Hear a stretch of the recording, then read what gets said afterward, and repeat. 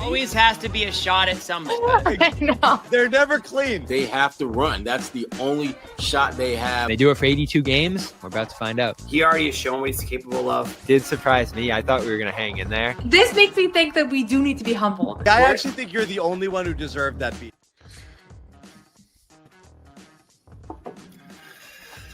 Cut the music. Thank you. Yeah. Thanks, Ahmed. How we doing? How we doing, boys? How we doing? After that, better than the Celtics. We're doing better than the Celtics. Okay. Yeah. So Yes. That's a low bar. without hyperbole, like the Houston game was bad. Losing to Utah at home was embarrassing. This is probably the most anger-inducing game, I think, of the season. This is the one where you I like that take. You can get mad at people, right? Mhm. That's what we like here. This one was bad. This one do. was bad. So yeah, worst loss of the season. Guys, come on. I'm here. I was here for the win last time too. Come on. Come on. You guys, the chat needs new Zannis material. You do. I'm gonna have to check the Google spreadsheet. Where you been, dude? Wow, he showed up for the wrong one. Wow. Yeah. So Just there's kidding. a lot This is a good one, lot too. to unpack from this one. We're gonna get to all of it. We're gonna hear from Bobby and Noah, who are in Philly. We're gonna hear from Joe and the gang and all of that stuff, and all these good things. So we'll get that soon. But first we'll dissect it. I do want to let everybody know real quick. Our show, as always, is brought to you by Prize Picks, #1 daily fantasy sports app in all of North America.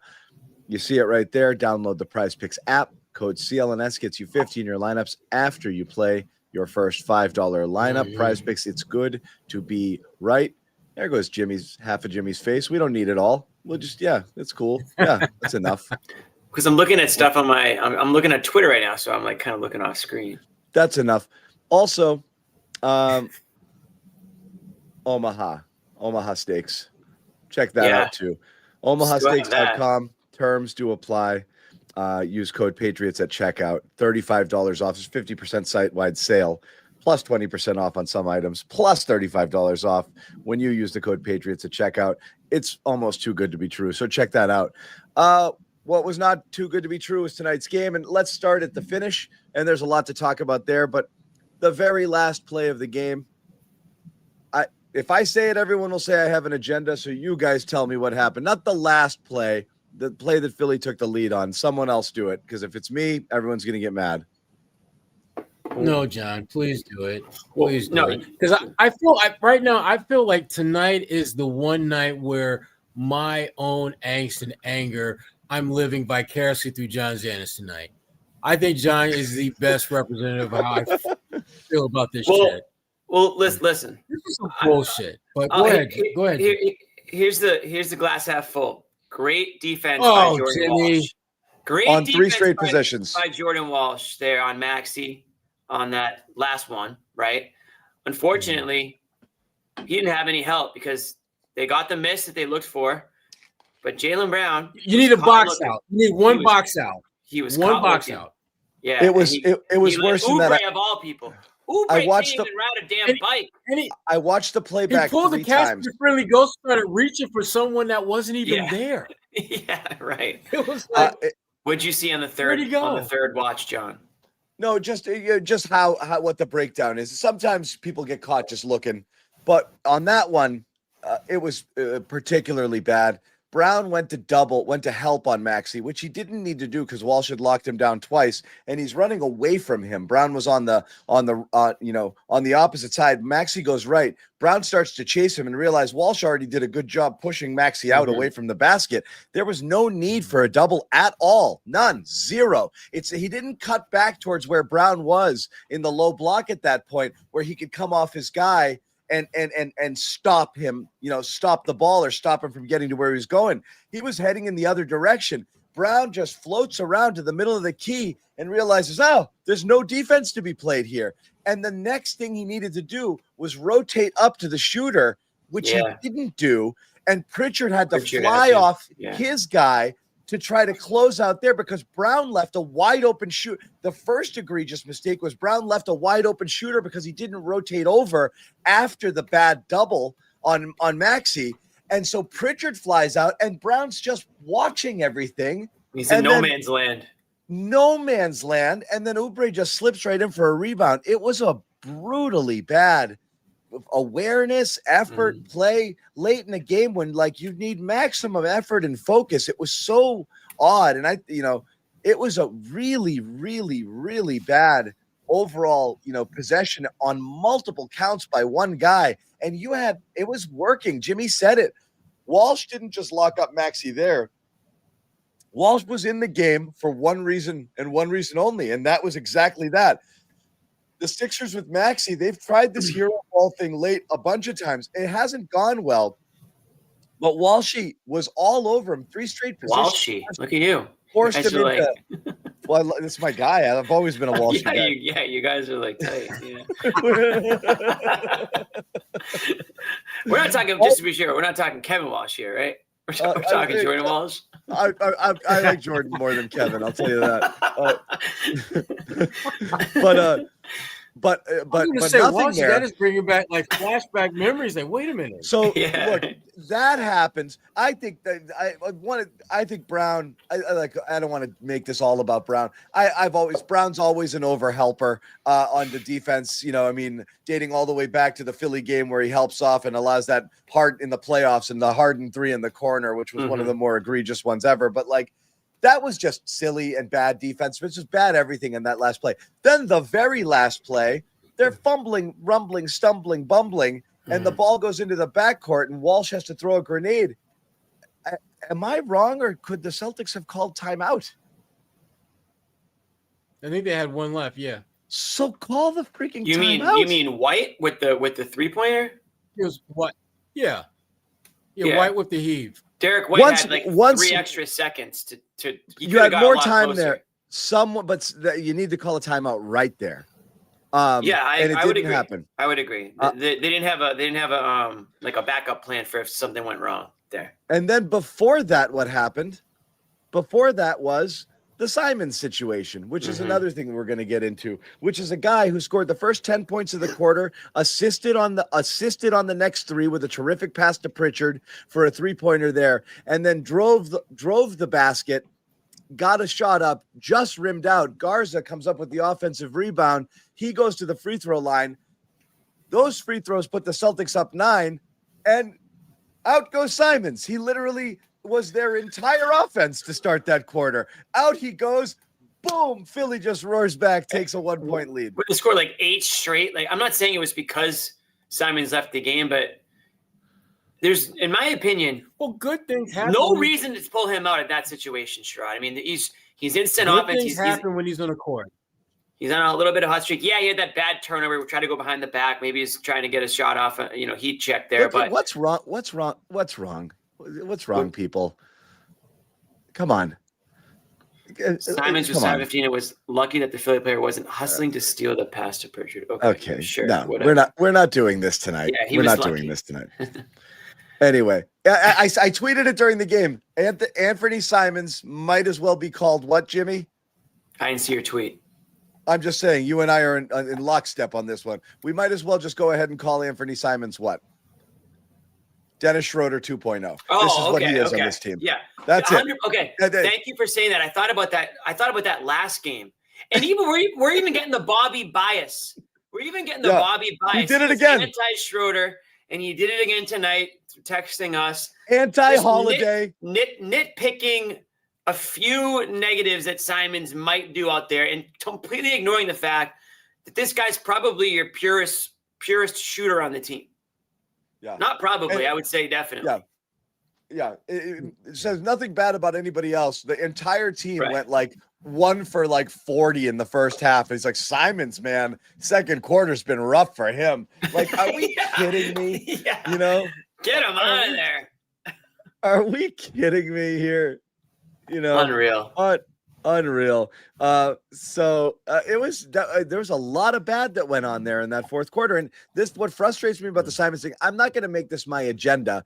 I'll concede the other day when Simons didn't get back in the game when he played that 6 minutes in the second half. They were getting a lot out of Walsh and Ugo that game, and so you want to say, hey, they rode the hot hand. It was working, so they stuck with it. I can say it. Fine. I get it. I went on my little tirade. You don't play this guy 2 minutes and a half. You don't play but I understand where it's like, I like what I'm getting out of these guys. So I'm staying with it. What was it you didn't like about what you were getting out of Simons in the fourth quarter? What was it? What was it? You had one bad turnover. That was it. It's exactly. I'm completely, And you needed the scoring. I mean, they barely got over 100 points tonight. And you got a guy that gets. Thank you, guys. It's not the players. God, my God, does everybody need shit explained? It's the situation. He came in. People are saying it's the player. Come on. No, I'm not comparing the players. It's the situation. It's a guy who's mainly offensive, but everybody's going to scapegoat and make and only focus on the negative things that they do. It's weird. Anyway. So I don't know where you guys want to go with it here. Those are the things that really stuck with me. I mean, offensively, they were putrid the entire half. You can throw the first half in the garbage there, but I mean, this is where the game was lost there in that fourth quarter. And you can question some of Joe's decisions, and you can definitely question that late game execution. Well, I don't think there's any question about the late game execution. It sucked. It sucked on every level. The decision making, the rotating, the execution, the approach. Certainly some of the personnel, I think at a minimum, you have every reason to question. And again, this game is yet another reminder that this team has an incredibly thin margin for error. They have to make the right decisions. They have to have the right guys in the right situation, and they have to execute. They don't have the cushion that they're used to having where they can screw one of those or two of those things up and still find a way to win. Or still find a way to get the job done. And even at the very end, even when they fumble and bubble and stumbling their way, Keita literally has the layup. He literally has just throw down layup. that alley. Throw down that hoop right there. Or just lay it up. Just lay it up. Stop. I mean, and he had time. And that was the thing about I mean, he panicked, obviously. He thought he had less time than he did. Yeah, I think we all thought the point is, right. But I mean, am I making more out of this than it is? If that were Al Horford, he would have made the right decision and laid it up, or Porzingis would have laid it up. No, I think those guys in that same situation. If they were in that, I'm with you. And again, and that's what I'm talking about. Little things. Yeah, little things like those moments is when you realize how much of a downgrade this team has done by saving a couple $100 million. Which again, no shade in that. But this is the price that you pay for that. You're going to have moments where the guys that you have on the floor are going to remind you why they weren't playing a year ago. Yeah, and why they're not considered among the best at their positions right now. Just seemed a little lackadaisical off that inbounds there. You want a little bit more intention, Yeah. There's no excuse to have that ball poked away. Derek White's looking for a foul there. And then he looks up at the shot clock as he goes to get the ball, looks up at the time remaining in the game, still turns around and hoists up a 40-footer or whatever it was. He knew that he just looked up. He saw he had 3 seconds left. You know what? Right. He did that though, because he knew that I'm probably not going to make this shot, but let me get it up so that if I don't, we get a chance at a second putback, which is exactly what happened. Derek White actually, all things considered in that situation, probably did the smartest thing. Get it up with enough time so that someone can potentially put it back in. And that's literally the only reason they had enough time is there was enough time shot is because he completely missed the backboard in the rim. I mean, it was basically a lob. I don't think that was the intention. You think that was? I think it was just to get the shot off. Okay. I think it was to get the shot off. If I'm Derek White in the situation, I see I have 3 seconds. I catch, turn around, dribble, try to put up, a three that's a little bit closer. Yeah, it is what it is. It was screwed up right before that, and we, that play wasn't why they lost the game. I think that they, we've talked about some of the things that happened prior to that, and I'm very interested to see what Missoula has to say after this one. If he has talked already, I haven't He looked. has talked. The reports I'm getting from the locker room is he was very curt, and generally wouldn't really give it up in terms of the stuff that we're talking about here. But we will get that. It's in Ahmed's hands right now, which is the best hands for it to be in, and he'll turn it around. He'll turn it around for us in a minute. He does. Ahmed's on that team. We'll get that up there to you in just a little bit and hear what Joe has to say and the rest of the gang as well. So that was the bad part, and I guess, I'm not into the sunny portion of things yet after a loss, but it is impossible to ignore the Walsh-assance, right? Like we've gone from 3 straight games where he just played in the rotation to starting in the second half to playing a career high 29 minutes to closing out a game all in one shot. This was a huge leap forward for Jordan Walsh, did anybody see this? Absolutely not. Did anybody see this a week ago? Anybody? No. I'm not here. And here's what I'm telling you right now. But even they had bailed. I'm not doing an apology, Kim. You know why? Because everybody thought the same thing. Washed. Not an NBA player, not in the rotation. Joe had buried him to start the year. He was awesome. The defense was awesome. And he's less spazzy, he's less flailing around, fouling, overplaying. He just is locking it down right now. The energy's off the charts. You had, what was it? Was it Monroe gets pissed off at him just because he throws a ball at him because he's like, you're friggin' annoying, dude. That's what you want him to be. And those possessions on Maxey, who's, arguably the fastest guy in the NBA. Drummond? Oh, Drummond. Sorry, I said Greg Monroe. Drummond. Greg Monroe, Drummond. man, we're really. I know. Back. Geez, I would always juxtapose those two in my mind way back when. They are kind of similar in a way. I don't know. No, I know Drummond.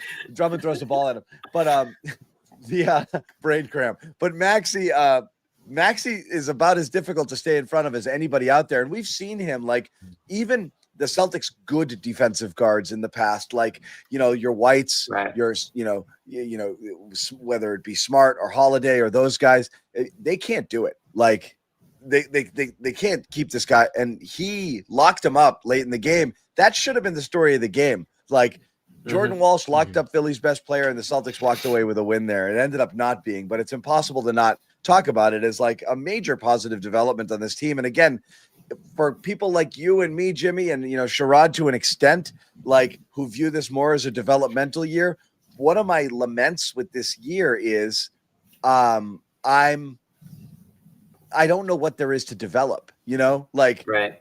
You want to see a little of Ugo. Any of these guys coming with you next year, right? You were hoping Shireman would be a guy, and right now it doesn't look good. Walsh didn't look good either, so I wasn't counting much on him. I was maybe hoping to see a little bit more of development from Keita, but that was the problem. It's who are you developing exactly?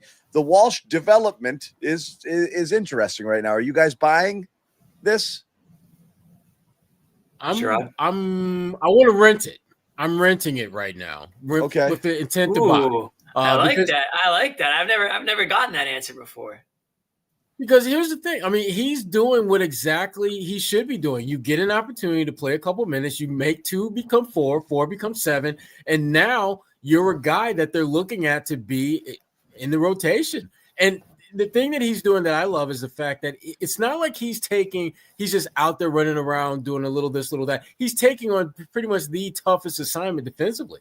And he's more than holding his own at that end of the floor. And you're right. I mean, the story of this game, had they won it, would have been Jordan Walsh once again coming up big with his defense. Just like in Orlando, even without the big 3 ball that he knocked down, his defense was really good in that game. Yeah. And so that's kind of becoming the identity that he's developing on his own. But there's I haven't seen enough to feel good enough to say, yep. Renting is a good one. How about you, Jimmy? And by the way, Rent. I'm leaving this comment up here. This is not the craziest thing I've ever heard, nor would it surprise me right now, because we've already seen Minot sub in for Hauser, who started the year as the starter. And we've also seen Minot now get bumped to start that second half in favor of Walsh. It's not crazy to think Walsh takes that energy spot there on the team. That you're going to lose a little bit on the rebounding edge, and you really don't love playing Jalen at the 4 necessarily, but this wouldn't be stunning. You're going to get a little bit smaller if you were to go here, but that might be it. But are you buying the Walsh-a-sance? So similar type of answer to Sherrod. I love the rent answer, by the way. I'm buying this Walsh, meaning the defensive stopping type Walsh. Yeah, maybe it's a Neesmith. Right. Defensively, right. This is the type of Walsh I'm buying. If it was the opposite tonight and he had like 20 points, I'm not buying that. I think, guys can randomly get hot and can hit 20 points and hit a few shots, and that's great. We'll take it.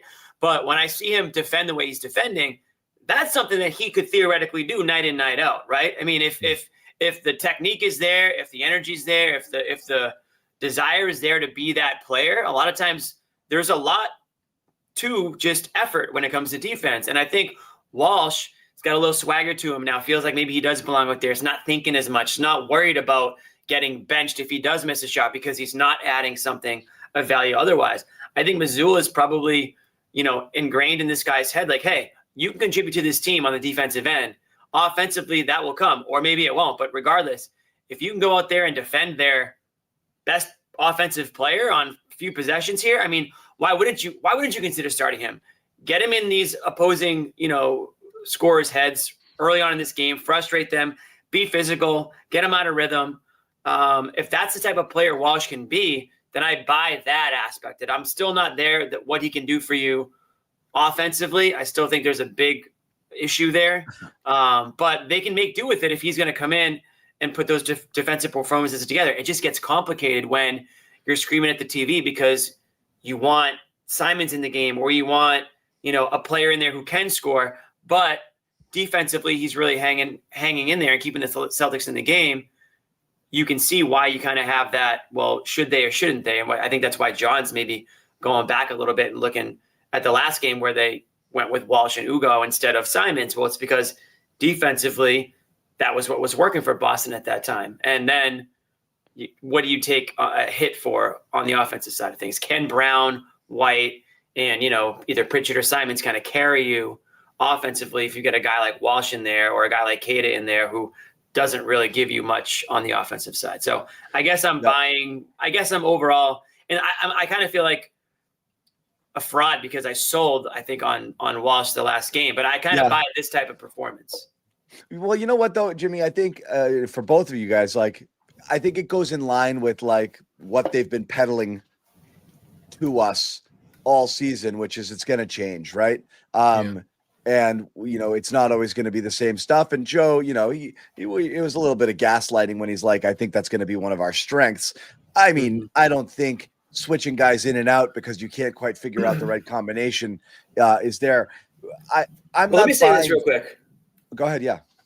38 3-point attempts tonight. And this is after, I think, 31 the game before. They're dropping their 3-point attempts. So it's allowing guys like Walsh and guys like Ugo and guys like Cada and Minot, although he's taking threes, it's allowing those guys an opportunity to play and to show what they can do, because it does feel like there is a little bit of a shift here in their strategy, at least offensively, where they don't need Walsh to take 8 threes a game in order for him to prove his worth. They just need him to clamp down on defense. And if they don't take 50 threes a game, that's fine. They're trying to find other ways to play winning basketball. And I think that's what you're kind of seeing here over the last week or so. And maybe that is why you're starting to say, oh, wait a second, maybe these guys can play, because the way the Celtics want them to play is different now. Yeah. And I'm surprised that Joe's doing that because Joe, he has an idea of what he wants to do. And this is the first time really the last week or so where we've seen him actually coach to his personnel and not have his personnel contort to what he wants to do as a coach. You're playing Jordan, you're playing Ugo, you're playing guys who 3-point shooting is just not what they do. But there are other things they can do to help you win and compete. And it seems like he's being more comfortable, Joe is, in leaning into what these guys can do to help winning.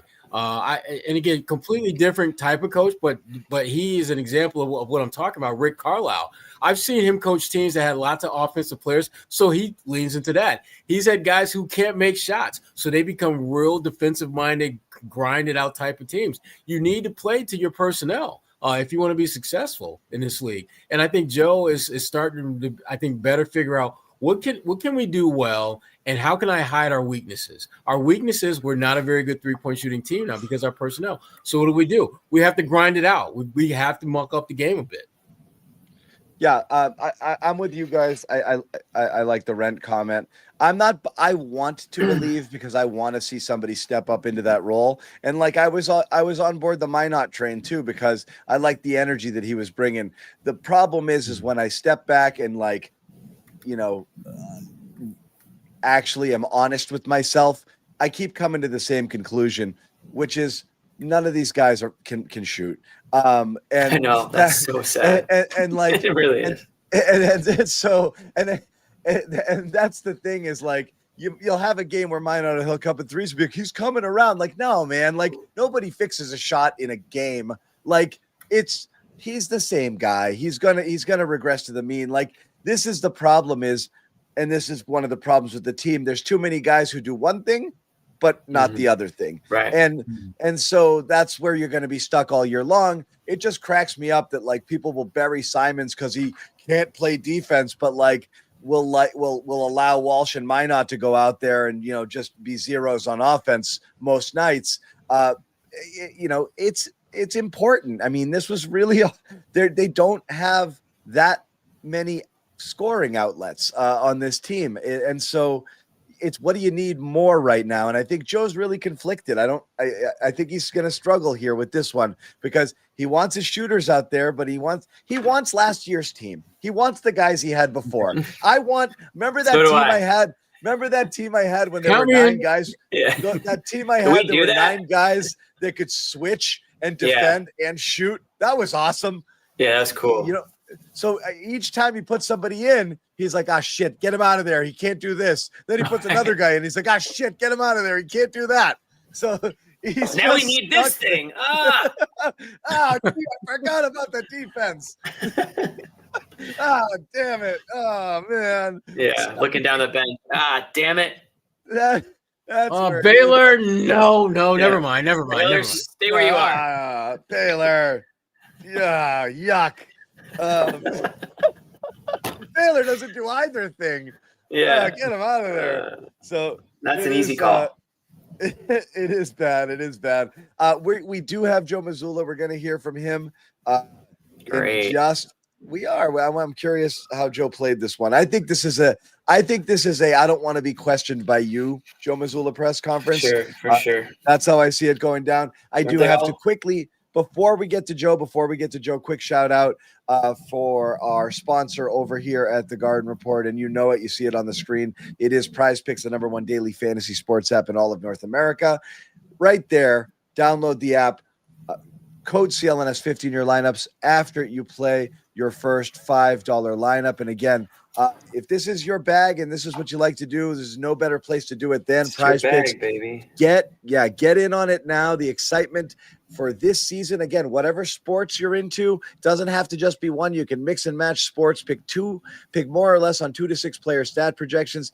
You get those picks right, you could cash in. Prize Picks also offers injury reboots. One of your players leaves the game in the first half, doesn't return. It's not a loss. Flex play, absolutely. Cash out if your lineup is not perfect.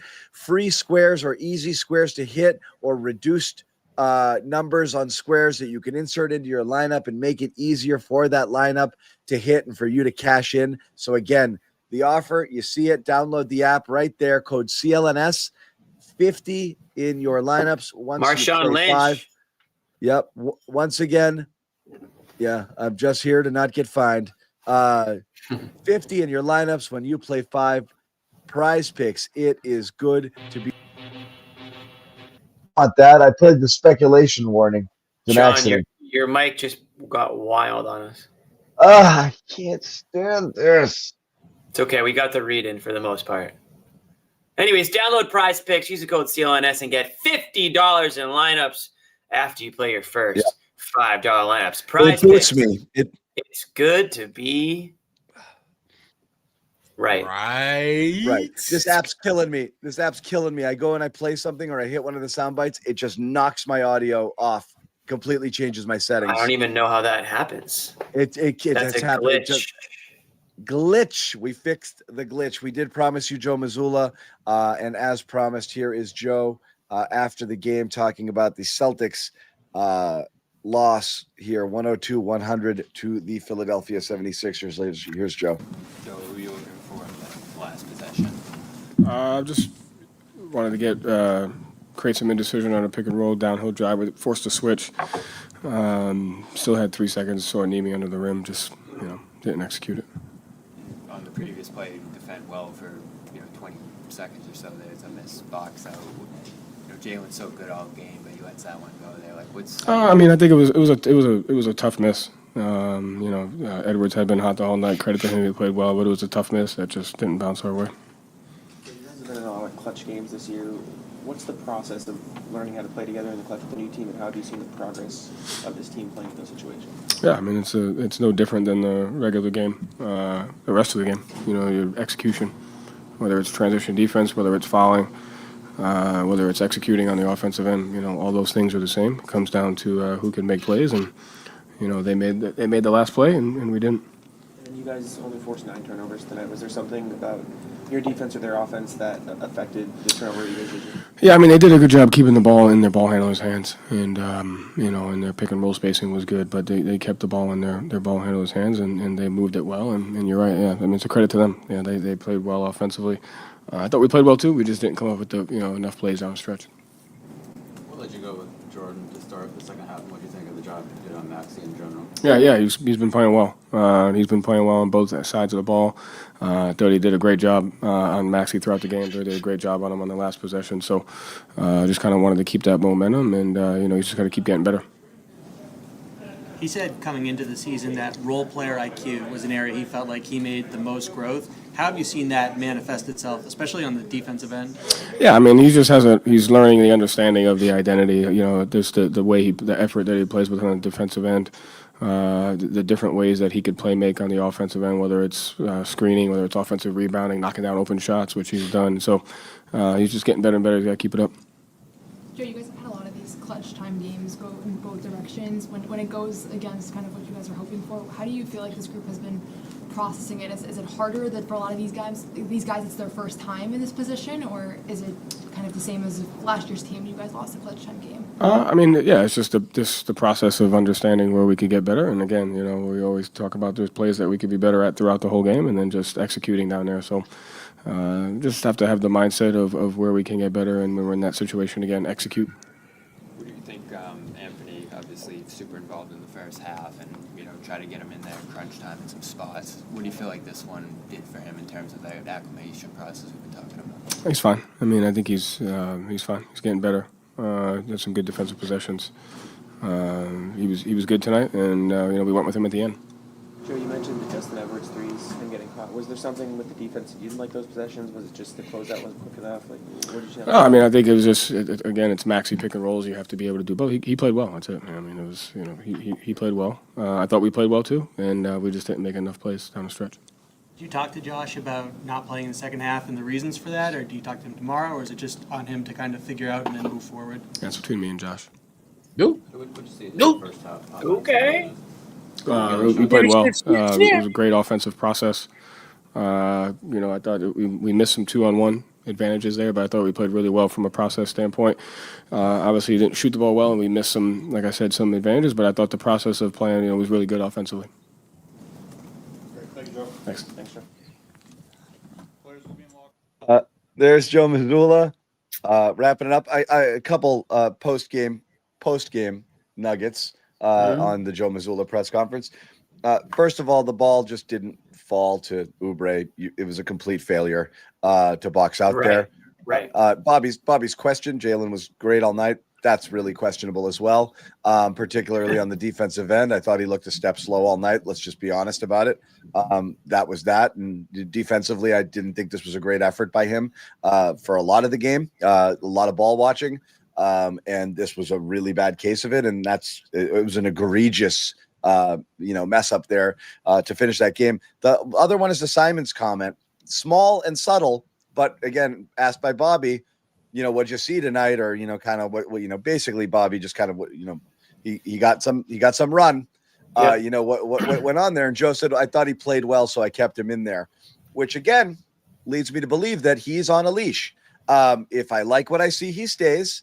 And if I don't, he doesn't. And this was kind of what fueled my little rant the other night, which is you don't just play this guy 2 minutes and 6 minutes. He's one of the guys you play all the time. And again, he's playing 25 minutes a game. It's not like he's not playing, but I don't think he's one of those, I don't like what I'm seeing from this guy. Sit him guys, not on this team. On this team, you need what he gives you because you've seen it. He's completely turned games on their head with the offense that he provides. You play him because you don't know when that's coming. If you don't play him or you play him short stints or you don't give him another chance, you're missing out on that. He's flipping games on their head by just going insane. We've seen it now 3 games in a row where he, in a quarter or a stretch, he just puts up double-digit points like that. Right. And it looks like he can't miss. And he can create his own shot too, which is different than a lot of players valuable. On this team. Yeah. And I thought he passed his ass off tonight. He really passed 5 well. assists. Yeah. I want the potential assist number 2 because he was throwing a bunch of dimes all game long. For the potential assist crowd out there, somebody feed me that stat because I thought he was good all night. So again, we're still stuck in a weird place where Joe's judging him. Can we talk? Can you play the pregame stuff? Everyone has imperfections. Yeah, we can play that. So this was interesting. Let's kind of run through the whole Simon situation because I'm not sure entirely what's going on here there. But I am. So this was Jalen after last game, which were very curious comments in regards to Simon's usage. We have to figure out how to maximize everybody's potential to whatever degree that is. And this was Monday. Anthony's a guy who's very talented, so we have to figure out how we can continue to maximize his potential, regardless of what it looks like. So we just got to keep an open mind. It was great to see him be aggressive in the first half and get it going a little bit. That's what we need. That takes pressure off of Sunday. everyone. So going forward, we got to look for that more. Yeah. And it's a long season, so we just got to keep an open mind. Okay, so he said open mind twice, and I called it out right on the show, and you guys talked about it as well after I left. I know you played that bite again. It's very clear. He's like, we got to play the freaking guy. What are we doing here? And it was a little bit of a shot, right, at Joe. That's how I took it. There's no other way. Who? I mean, shot might be harsh, but it was a message. It was saying, "Hey, find out. We need this guy on the court. Figure it out." Right. It's if for no other reason, it makes Jalen's job easier. Right. Yeah. If someone is being I need someone to score. Yeah. If you're asking someone to be open-minded, you are essentially saying they're being stubborn. That's what that means.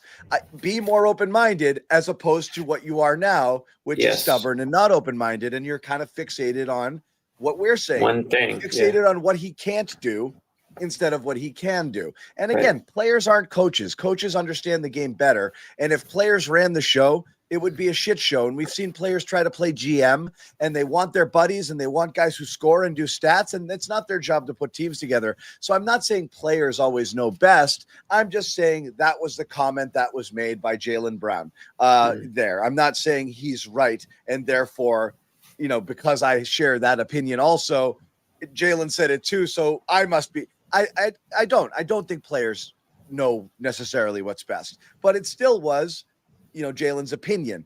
Here were Simons and Joe when asked about it at a pregame shoot around this morning in Philly. Yourself, I think, I go into the game, having, respecting what, all the other players on the team have done. And, it kind of might make me a little bit more passive than I need to be, but they just been trying to get me to, be that same player that you were before, I came here. And so, and also I'm just trying to figure out, my time to be aggressive, when not to be, and when to be able to, get other players shots as well. So, but they've been trying to just tell me to just go out there and be yourself. And so that's been the kind of battle I've been, trying to figure out, game to game. It's a battle. Figure it out. It was like 2 minutes in the first half in that Friday game. Second half, I think it was like a 10-minute stint for you. It feels like the time's going to be inconsistent sometimes. Like, how do you react to that when, like, obviously you're very involved in the first half, and second half you might not be? Just the time that you do get, just go out there and make the the best the most of it. Your time out there on the court. And I think it's always a self-reflection moment where maybe you feel like you didn't do the right things out there, and so you got to look at yourself in the mirror first before you point fingers or look to why something's not happening. So that's the way I see it. And like I said, control what you control and go out there, and when you do get your time, make the most of it, and try to make an impact that way. Yeah, I mean, I think he's just he's a guy that we just need to be assertive when he's at his best. He's aggressive, whether it's play calls, whether it's just making sure he knows we need him to be aggressive. He just has to be able to do it. So he's had some good games in that. I can be better pushing him to be more assertive, and he just has to be able to do that for us because when he does it, it's we're a different team. Yeah, I mean, I think that's it. That's the balance. Do things. We want you to be yourself. Especially offensively, and I think he's done a good job being committed to being better and physical and the things that we need defensively. So I think we're not asking him to not be who he is. He's just there's an understanding about the defensive side of the ball, which I think he's taken on. And then, like I said, I could be better. We could be better, making sure that he's more comfortable on the offensive end. So there's a lot there, right?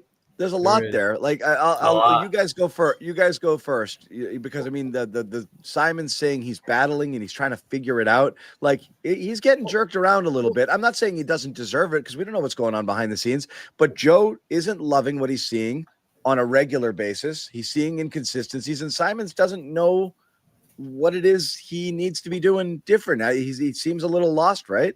Well, the battle that I think Simons is experiencing is, you're telling me on the one hand you want me to go out there and be aggressive and be myself, but at the same time you're telling me I'm doing that, but I'm not doing it as often as you want, and yet my minutes are being kind of all over the map. The bottom line with Simons is that he's yet to enter the Joe Missoula circle of trust.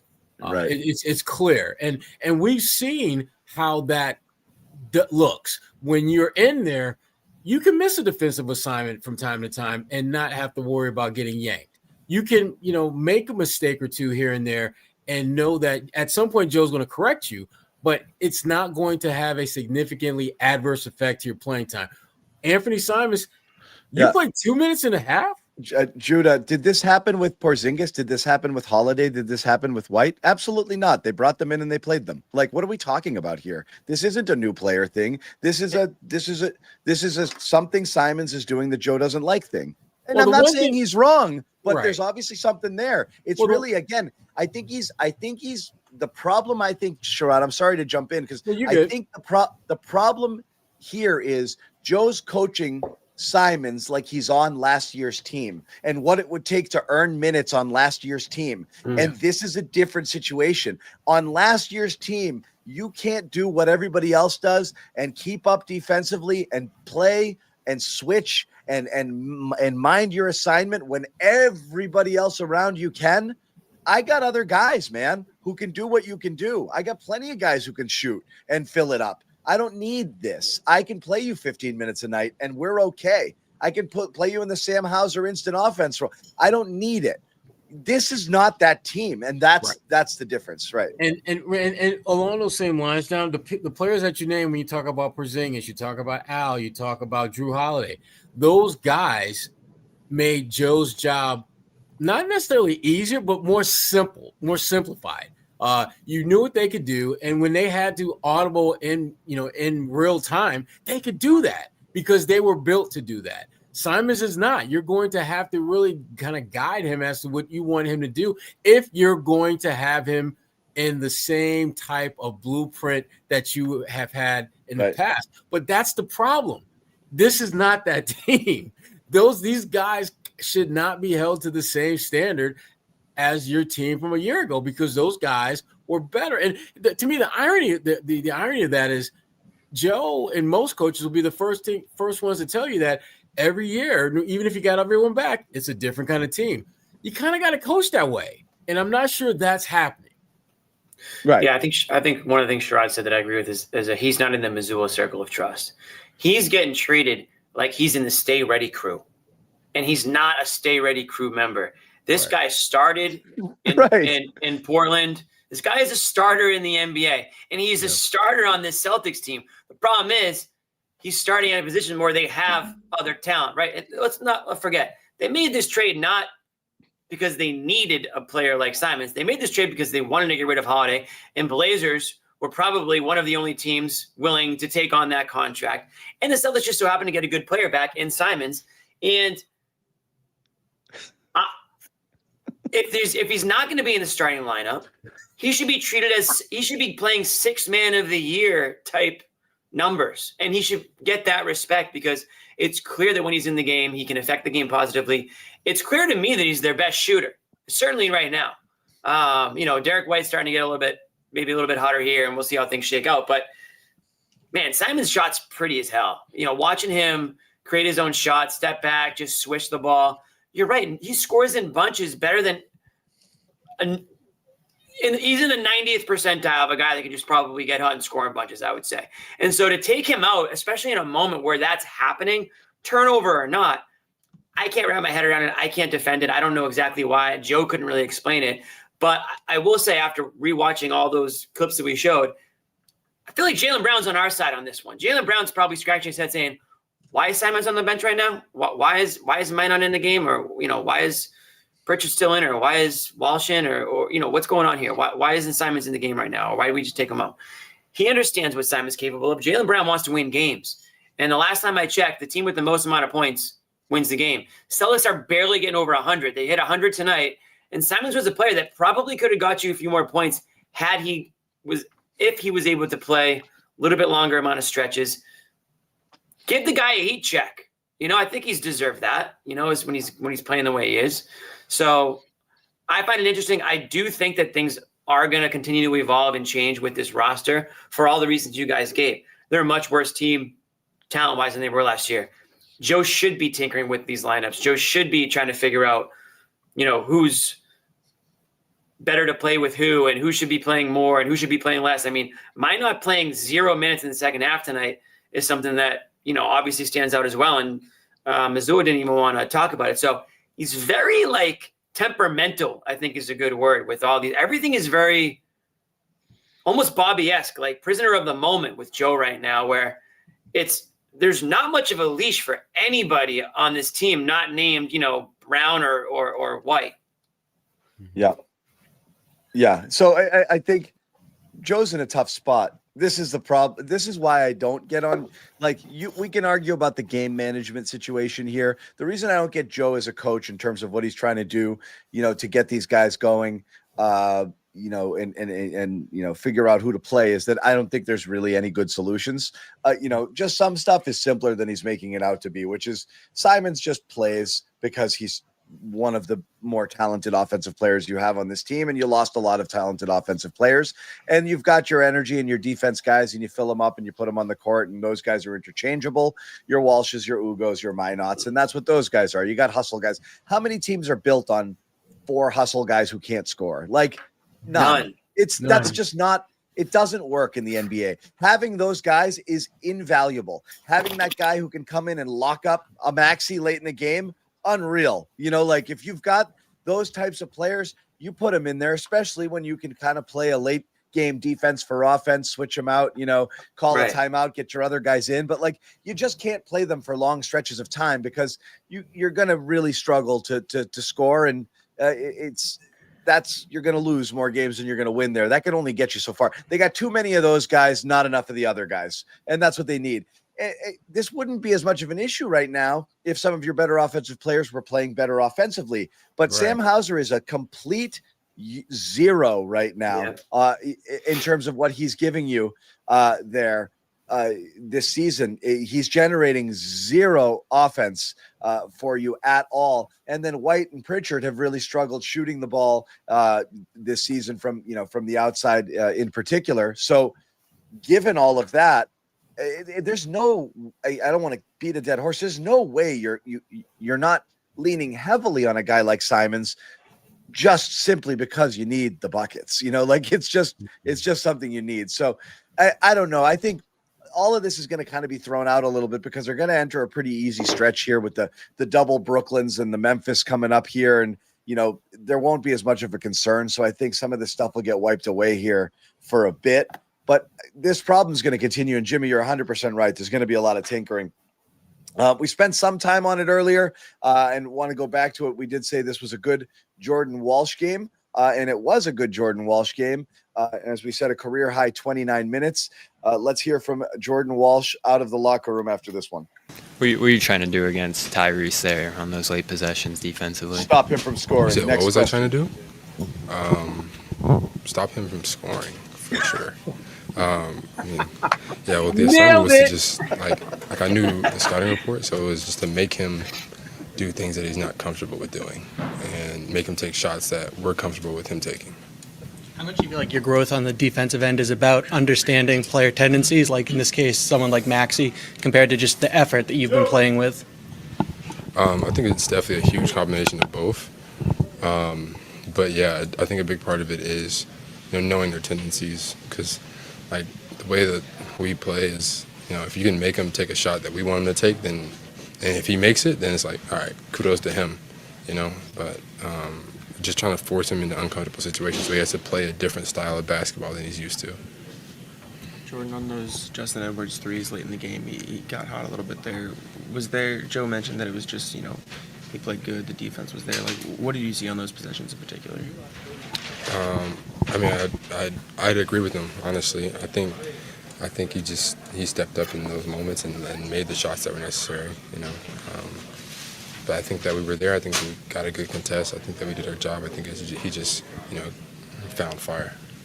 Jordan, you've been in the locker room a lot of times after these tough losses in the playoffs, crunch time games during the season. Being on the court now and having played like 30 minutes in this game, does it feel any different being like now sitting here talking to us, all of that, just processing that loss? Yeah, it definitely. I think it feels maybe a little different. It still hurts equally as much, whether you're playing or not. You never want to have your guys, lose. But there's definitely an added sense of like, dang, all right, now what could I have done better to, get over that hump? These close games, how can I affect it? Those extra 2 points, do I get another stop at one possession, and then hopefully that changes? But I definitely start thinking about it that way rather than just, feeling for the guys. Last question. That being said, how gratifying is this stretch for you? I know with the loss, but to see all of your hard work kind of come together and Joe trusting in you in these crunch time moments, starting you in the second half, that kind of stuff. I think that it's huge. I think it says a lot for the trust that the organization has in me. Obviously, Joe, and then also the trust that the guys have in me as well by getting me involved, trusting that all right, if he's guarding the best player, that we want him on there and he's going to get a stop. We just have to be ready for what's after that. And so it's definitely, it builds confidence, I feel like, with every possession, every play, every time out, it's like they're talking to me, I'm talking to them, and we're just building more and more chemistry, and I think that in the long run, it's going to be successful that way. Thank you, Jordan. I got to say one thing. He seems more chill on the court and off the court. I think so much of his tenure has been defined by, I'm not saying he's like a spazzy, fast talking guy after, but like he seems much more chill right now and he's playing less, like he's all over the place, but it's less flailing and lost and jumping around and where am I supposed to be? And he's definitely, there's a more calm about him in general. I was just thinking it through listening to him there as well. You know what, John? He sounds like a guy who, remember when guys first come to the league and they're going like 100 miles an hour, but then they start talking about how the game is slowed down. I think that's what we're seeing in Jordan and just the way he's able to articulate the way he plays and the way he actually plays. I think the game has slowed down to where he's kind of found his pace, his rhythm that allows him to be effective when he does get his opportunity.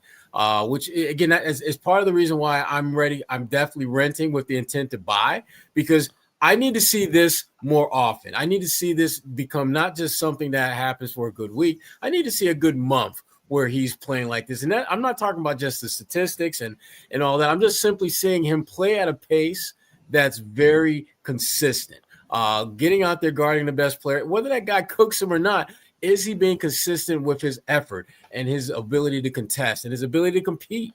And I think Jordan, he's kind of at that point now. And it feels like it came out of nowhere, because he literally went from watching the game, making sure the passport is up to date because he was part of that passport ready crew, to a guy now who is, you can legitimately see him in that top 8-9 rotation for these guys, for his ability to not just compete against the best scorers on the other team in the wing positions, but actually make their lives difficult and uncomfortable, which is something that there aren't a lot of guys in that locker room right now who can make that claim, particularly on defense. As good as Derek White is as a defender, speed kills him.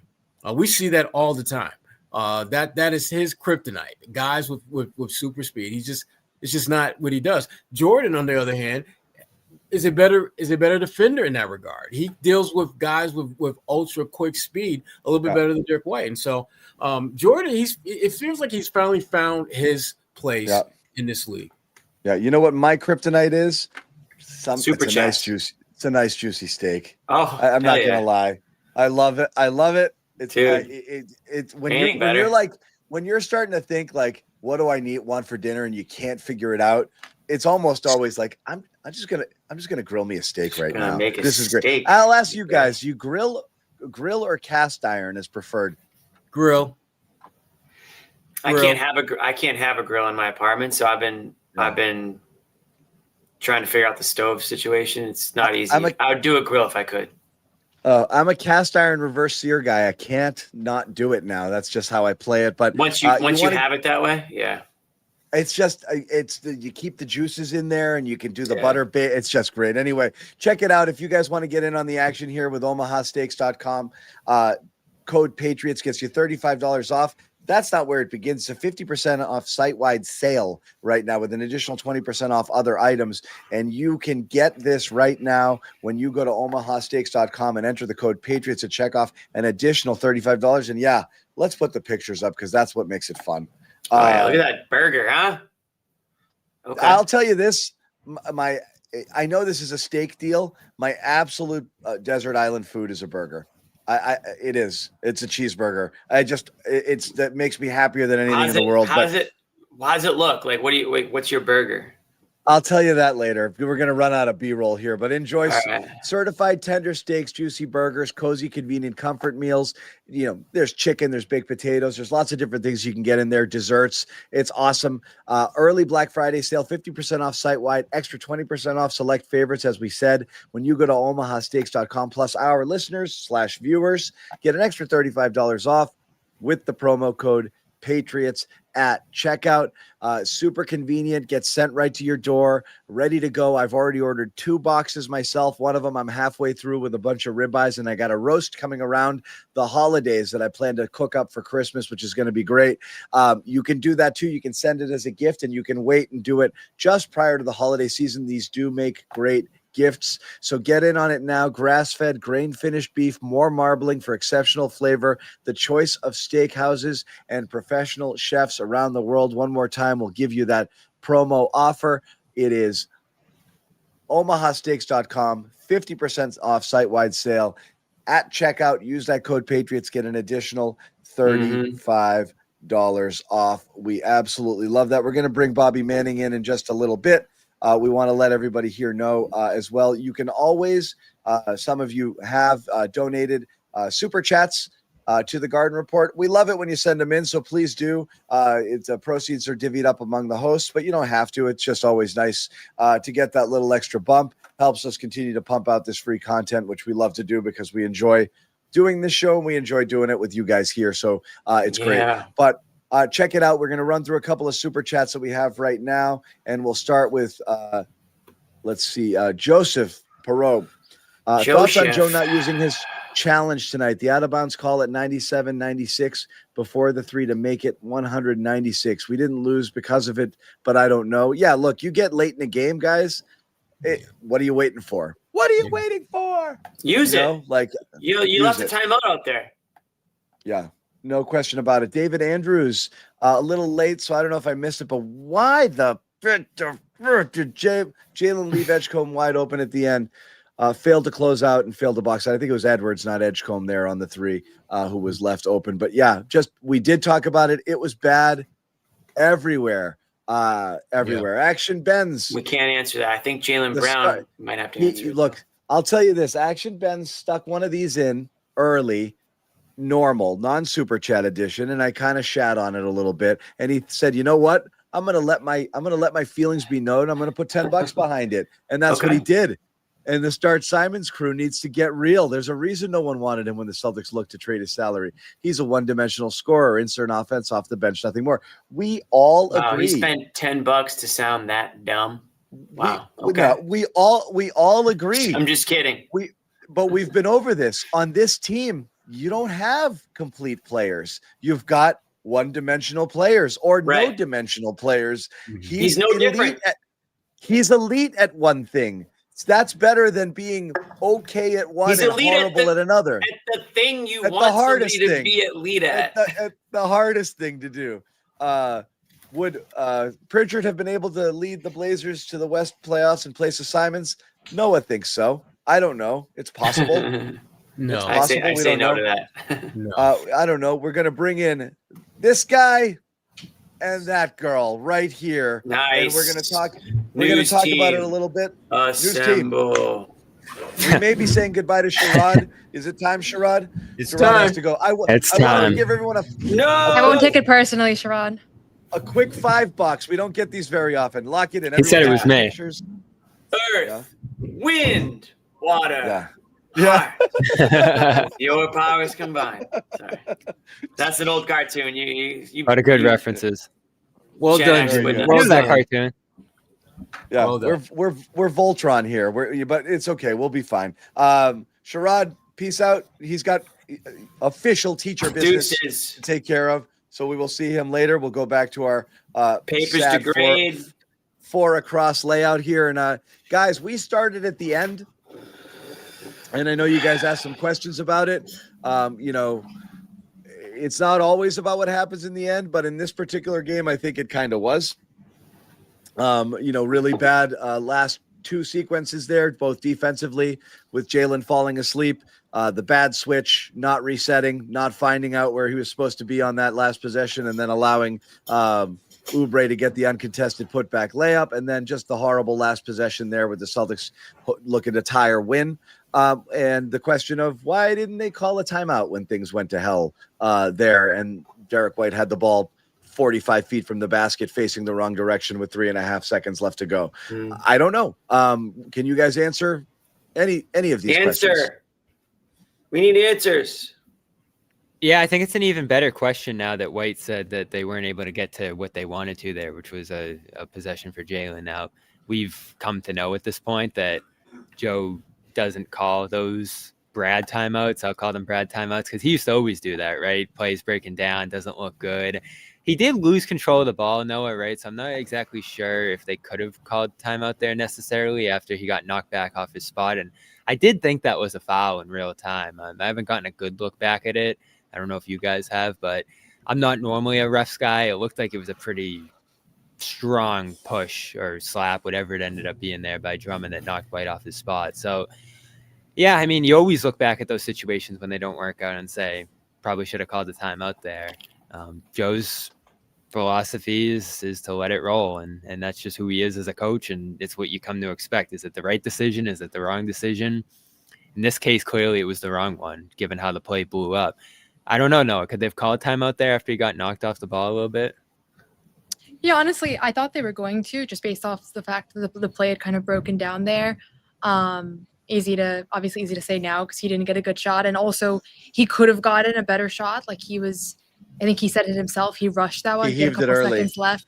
Yeah, Yeah. and then I mean, this is not blaming Keita because this is just a freak play, but they almost had it, right? He had literally the ball in his hand. That could have been like, if you look at the photos, like the screenshot of those moments, like it looked like Keita was going to dunk that one and tie it up. In which case, we're thrilled with how it panned out. So, I mean, it was a broken play for sure. And I think the reality is, yeah, why not call a timeout at those moments? And maybe Joe's timeout philosophy will change now that he doesn't have a lineup that just has like 4 advantages on the floor at all points. Whereas in the past, I think what he always pointed to was, we have advantages in most of these matchups, and it's just about finding those and maintaining those. So I wouldn't be shocked if it could change throughout the course of the season when they just have a different skill set. But that doesn't stand out to me as like one of the top few things that went wrong here down the stretch. Okay. How about, and again, you almost had a, I'll date myself here, but you guys have definitely seen the videos. It was almost a Jimmy V, NC State 1983 situation with the shot that ended up being an alley-oop, dunked into to finish the game there. But that last possession there, I watched it back a couple of times. There's a lot of bad Jalen there, from the unnecessary double to chasing Maxey to a place he didn't need to go because Walsh had already pushed him away from the basket, and then just being stuck in the paint there, then not getting out on the shooter. Pritchard having to try to close out from under the basket, sprint out there on the three-point shooter, and then Jalen just turns around and just watches Oubre walk right by him to the basket. That's a shocking lack of focus from your best player on the most critical play of the game. Yeah, it's like you try and do 3 things at once there, and he ran through it. I don't know if you played the sound, but all of them wrong. Yeah, no, should we play it? And I think Jordan had that play handled. I felt like for the most part there. I know you're trying to help, and that's what you're doing this year, but it felt like they were in a position late in this game where they wanted Jordan, and Jordan said it too. Noah, like, let me handle the best player there. That's what we were trying to do. And then, figure everything out from there. Like he was just talking about what his role is, but I thought it was pretty indicative of what they were trying to do down the stretch there, which was have him on Maxey. Maybe there was some help that was supposed to come from there, but too aggressive in that spot. And then you're in rotation, and that's how guys get missed on offensive rebound putbacks there. I don't know if that's exactly why he missed Oubre in that situation there. It looked like Oubre just kind of strolled right past them. They were standing next to each other. There was the guy next to him. That's the guy you box out. The guy right next to him. And I don't have a problem with the Edwards thing. Like, that was the game plan against him is, they were going to try to let him shoot and have that be the weakest shot on the floor, and it burned them. Like, we've been down that road a million times too. Like, these are just Joe things that blew up in their face tonight, right? Yeah. Let's hear from Jalen after the game. We haven't played it yet. Screen me to get to my right hand. I felt like I got 2 on the ball. Maxey just kind of like stopped me on the sideline, so I got off it. Threw it to D. White just to see if we can make a play. I'm not sure what happened after that. Jalen, you guys have been in a lot of clutch games this year. Is there anything consistent you're noticing in some of the ones you're dropping, or the plays leading up to get to that point where you guys are in a clutch situation? Just little possessions, little stuff that throughout the game that we, have to be better at. Tonight was not a good example of that. Poor performance by me on both sides of the ball.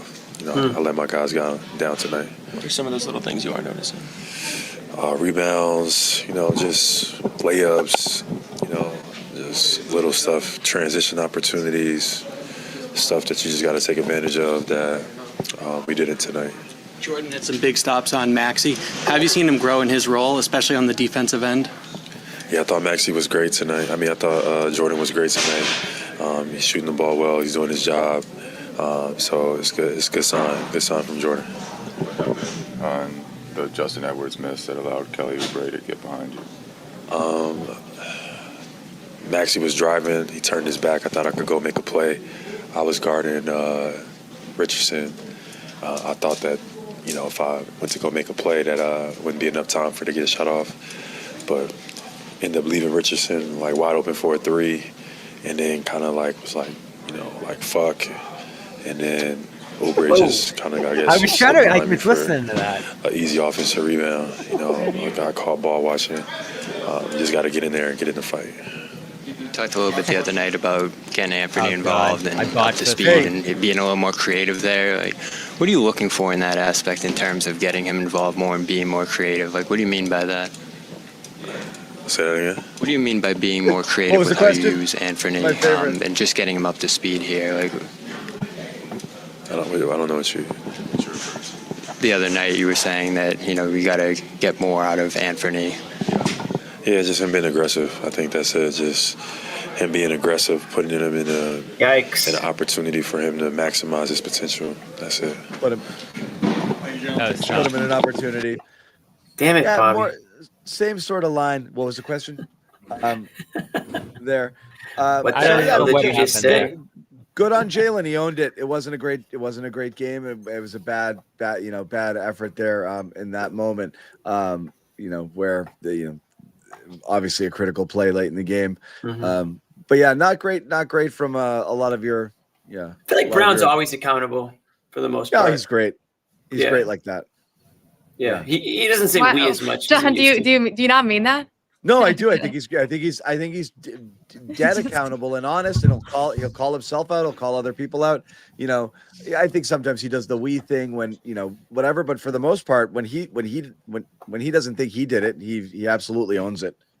So yeah, no, he's great. I actually love Jalen's leadership vibes, generally speaking, all season long. No problem. Mm-hmm. Like I like it. I like the way he's going about it.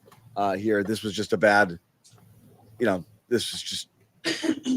Really bad play at the worst possible time. Yeah. Here. I think he was a minus 12 in the fourth quarter too.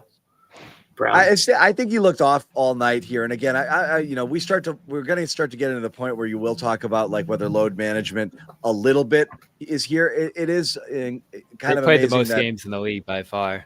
They've played the most games, and everybody has played every game everyone has suited up for every game and played when they were healthy, with the exception of Garza, who went out with the concussion. Mm-hmm. But like they haven't lost bodies really to injuries, Right. and they haven't sat anybody for the sake of just managing their minutes. And I don't know if it's taking its toll, but like we've already talked about Brown's athleticism looking a little bit less. I agree with this comment too. This season. Today he looked even more sluggish, and yeah, maybe it's a cold, who knows what, but he looked a step slow, or like he was kind of standing around on defense for a lot of the night. Do you guys see that? Yeah, this was not a good Jalen game. I think, the last play kind of was the most indicative moment there, but with the exception of the third quarter where he went on a good little shooting stretch, I thought that the first half he was missing uncharacteristic shots based on how the season has gone for him offensively. Those are the kinds of shots that he's been pretty much automatic with. And then I think he did look tired, and I honestly didn't think anything of it until post game. He was clearly very congested and was sneezed. Yeah. It was very evident when he walked over. But I don't know if it has anything to do with it. It might have something to do with it. It might. He looked off. But yeah, he looked off. He Yeah, owned this it. was definitely. He owned it. I think this was unless I'm missing a game, I think this was his worst game of the season. And he was pretty clear about that post game as well. But yeah, that's just a tough final play there. He said it himself. He just got caught ball watching. And on the last possession, makes me think a little bit of the Derek White putback, those kinds of plays, win games when they're just so massive, and everybody's thinking in that moment a guy's going to try to crash here. So just a tough one. Yeah. I think all that stuff's valid. Me and half of Jimmy Toscano have talked about a lot of things tonight. I was so again. You guys, I just want everyone to see my tree. That's all. It's a problem for Jimmy. I'll let you guys pick the next topic so we don't keep. I have one more question on Jalen because I'm curious. I can't figure this out myself. Ask yourselves the question. We've talked too much. Yeah. I can answer it. Go. As long as it's reasonable. No. You said you have one more question on Jalen. I mean, okay, I'll answer. It's a fact. They've been worse. Is it a question or a fact? Floor. Oh yeah. It's a question about a fact that they've been worse with him on the floor than off this year. Why do you think that is? I would mostly attribute that. I think the first quarter rotations where it's been him, Garza, Simons. That unit has not been great. And you look at the plus minuses when those two guys have played together. They've been better of late, the last two games. But early on in particular, I think it was a kind of a rotation thing. I mean, I don't think they're better when he's not playing. But like right now, the best combo is like when Keita and Walsh are playing. Like that's and it's been like a very good defensive lineup. But you know, to me, it's just more of a rotation thing. Like he's the guy that's playing with that second unit coming in, and the second unit has, for the most part, been outscored this season, with the exception of I think the two Orlando games. So yeah, not something that I think has a ton of significance. I was just curious why, because there have been Yeah. situations this year, the Utah game, where you're like, all right, when he's on the floor, they've been great. When he's off the floor, they really struggle. But the numbers haven't backed that up for some reason. Obviously, they're cycling rotations in and out. Feels like the rotations changed again tonight. And I guess I'll ask another question, all you guys. Like, are we at a position now where you have to consider starting Walsh after what he showed tonight? So we talked about it. He started technically. Exactly. Like he already did it. Like you saw this. This is what happened to Hauser. It's how it happened to Hauser. He started first couple of games, then Minot started the second half for him, and then Minot started the next game, I believe. And so it's not a huge leap to think that that would happen. You might lose a little bit on the glass there, and I think that was one of the reasons why you put Minot in there, but you'll certainly have the defensive energy that Walsh has been bringing. The problem is it's the same guy, kind of, right? Like it's energy, defense, can't shoot. Look, and Walsh we said has been it all shooting well along. this season, John. He's been better, but if he can consistently knock down, we said this about him I think all he along. can. If he gets to 35 to 37% on those corner threes, he's playable, right? Absolutely. And so if that's what you think, and you think you can get that from him, I would rather see it, because I think I know who Minot is, and I don't think you're going to get that from him. I don't think you're going to get consistent shooting out of him. I think Walsh is far more likely to deliver that, but I'm still a little dubious. But What's his main percentage now? Like, I'm all for experimenting there. It wouldn't be shocking if you saw Walsh and Simons rotate in, but I don't think Simons will, because it sounds like Joe still hates him a little bit. Just in terms of his commentary, there's a lot of tough love there. I'll just say on the Walsh piece, one of the things that is, I think, unique about this season is that, nobody is like, with the exception of Jaylen Brown and Derek White, I don't think anybody is married to a particular opportunity. And I don't think Joe feels an obligation to keeping players out there, which is pretty empowering. said that earlier, Certainly not where they were at last year, where most of the guys were predetermined to close out games when the tip-off happened, right? And so Jordan, in my eyes, the thing that he's been billed at, and I think you guys know, I've watched him play a ton, and I've been really invested, because part of it is that he was drafted like right before I started this job, so I just feel like I followed his career. But he's been billed as like a really good defender, and to be honest, I hadn't really seen that in his first few years in the league. He wasn't this lockdown defender in the G League. He wasn't, and he wasn't in limited stints coming onto the court and locking guys down. And so I wanted to like subscribe to this vision with him, because I love that type of player. Like that's my favorite prototype of player, is a guy that comes in and just like looks down. But he just wasn't that. And this year you're seeing him completely like make a 180. Like I think he's completely turned it on over the past week and a half to a level defensively that I didn't know he was capable of, truthfully. And on the glass as well, like I don't know how much of a downgrade he is from Josh Minot. Like Minot has a little bit of size there, and he is a little bit more of a ball magnet, but Jordan's really battled well on the boards, at least these past 3 games. Keeps it alive. Yep. So, yeah, I think Josh's starting spot, he said Bobby asked him last week, totally up for grabs. And I wouldn't be shocked if Jordan starts the next 4 games, and then Ugo comes in and starts the next 3 games, and Sam, I think it's going to be a rotating thing, and nothing is predetermined at this point, because that Josh group was really good for a few games, and then the last few games they've gone on to slow starts. And so Joe said it pregame too, like the last couple of games it hasn't been as great. And so maybe teams are figuring him out. Maybe he got a little complacent. I don't know. But I think Jordan, I wouldn't be shocked at all if he's given an opportunity. I don't think you're giving up a whole lot at this point. Like he's shown flashes of things that are great. I'm fine. I don't think Minot's the guy. And I like him a lot, but I do think he's a good I can't believe that. guy That's tough. And a bench guy.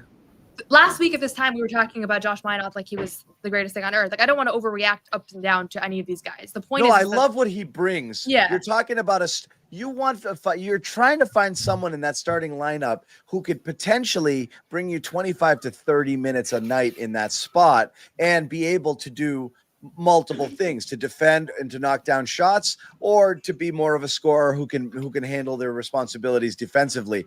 I think you're always asking too much of a guy like Minot there. And Walsh might be more capable of doing that. And again, it's early, but I think he was 5 of 10 coming in. What did he do? 1 of 3 tonight from 3, so 6 of 13 on the season. Yeah. It's a super small sample size.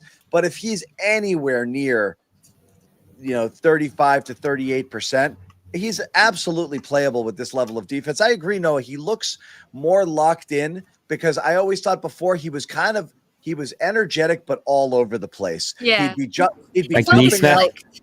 Yeah. Early To me, it Neesmith is feels- a very good comp. Yeah. Yeah, it feels like it was very erratic before. It was a lot of fouls. A lot of times he was going for steals and he wasn't getting them. Yeah, I mean, exactly. truthfully, even in Maine, I didn't look at him in Maine as like this. And if you're not looking like a great defender in Maine, like how is that going to translate? And then here he is, and I was watching him guard Tyrese Maxey on the stretch, and I'm like, this is maybe the best Tyrese Maxey defender I've seen in the last couple of years here for the Celtics. Like Tyrese Maxey's been a thorn in the Celtics side for years now, right? And so maybe it's just like all the work and the confidence and the film, it all kind of came together, and like you now have what you were hoping for when you drafted, and maybe it's just a good week. I don't know.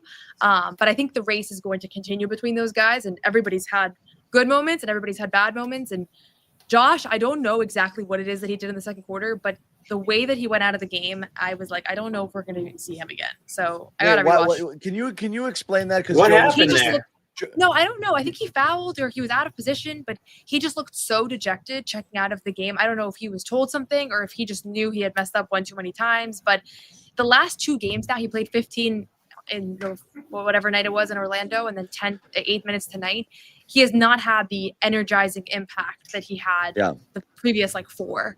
I feel bad. He's had a couple. That was the third foul coming out, so you're done for the half there. That's happened a couple of times lately that he's picked up that third foul before the half. And he'll be back. This pendulum will continue to swing between these 3 or 4 guys all season, probably. I like the guy, but that's the problem is if you're a starter and it's possible that you only play 8 minutes in a game, you're not really a starter. You know what I mean? It's like you got to the pendulum might swing, but you can't try a guy out to start and be like, I don't want to play him anymore at all today. That to me is the inconsistency. I don't know. I think we might be going a little too far. And I like him a lot.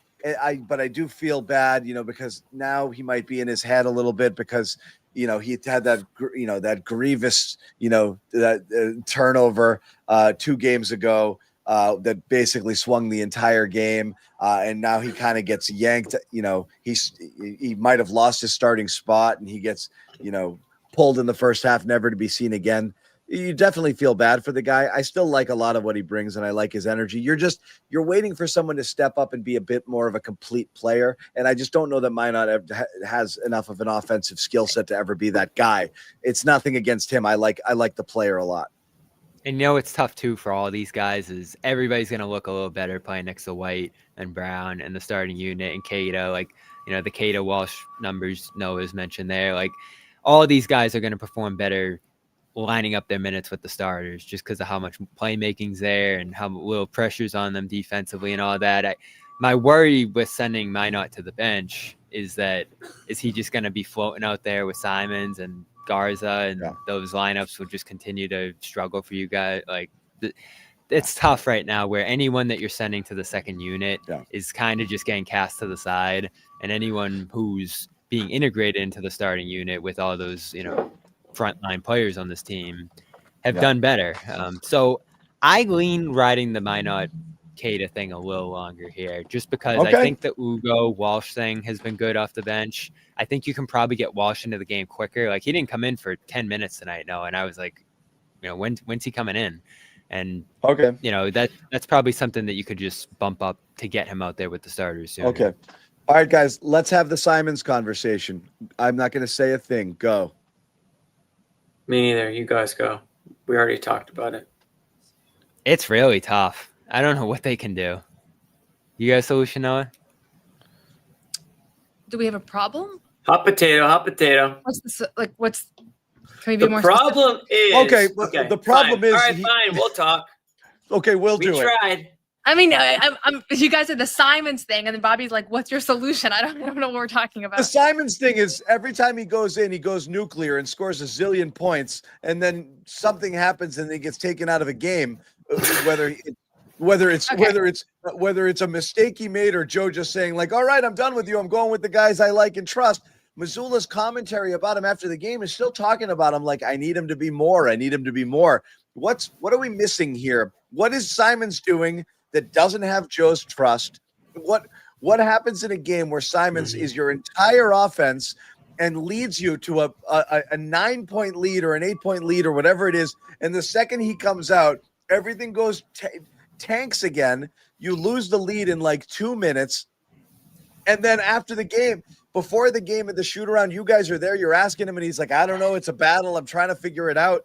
Joe's talking about him being aggressive, and I left him in because I thought he played good tonight, but some nights not. What's going on here? Like, he's in a weird place. You know, as Sherrod very simply put it, he's definitely not in Joe's circle of trust, but it's hard to fathom, you know, what's going on there with him. That's the way to describe it. I think that's perfect way to describe it.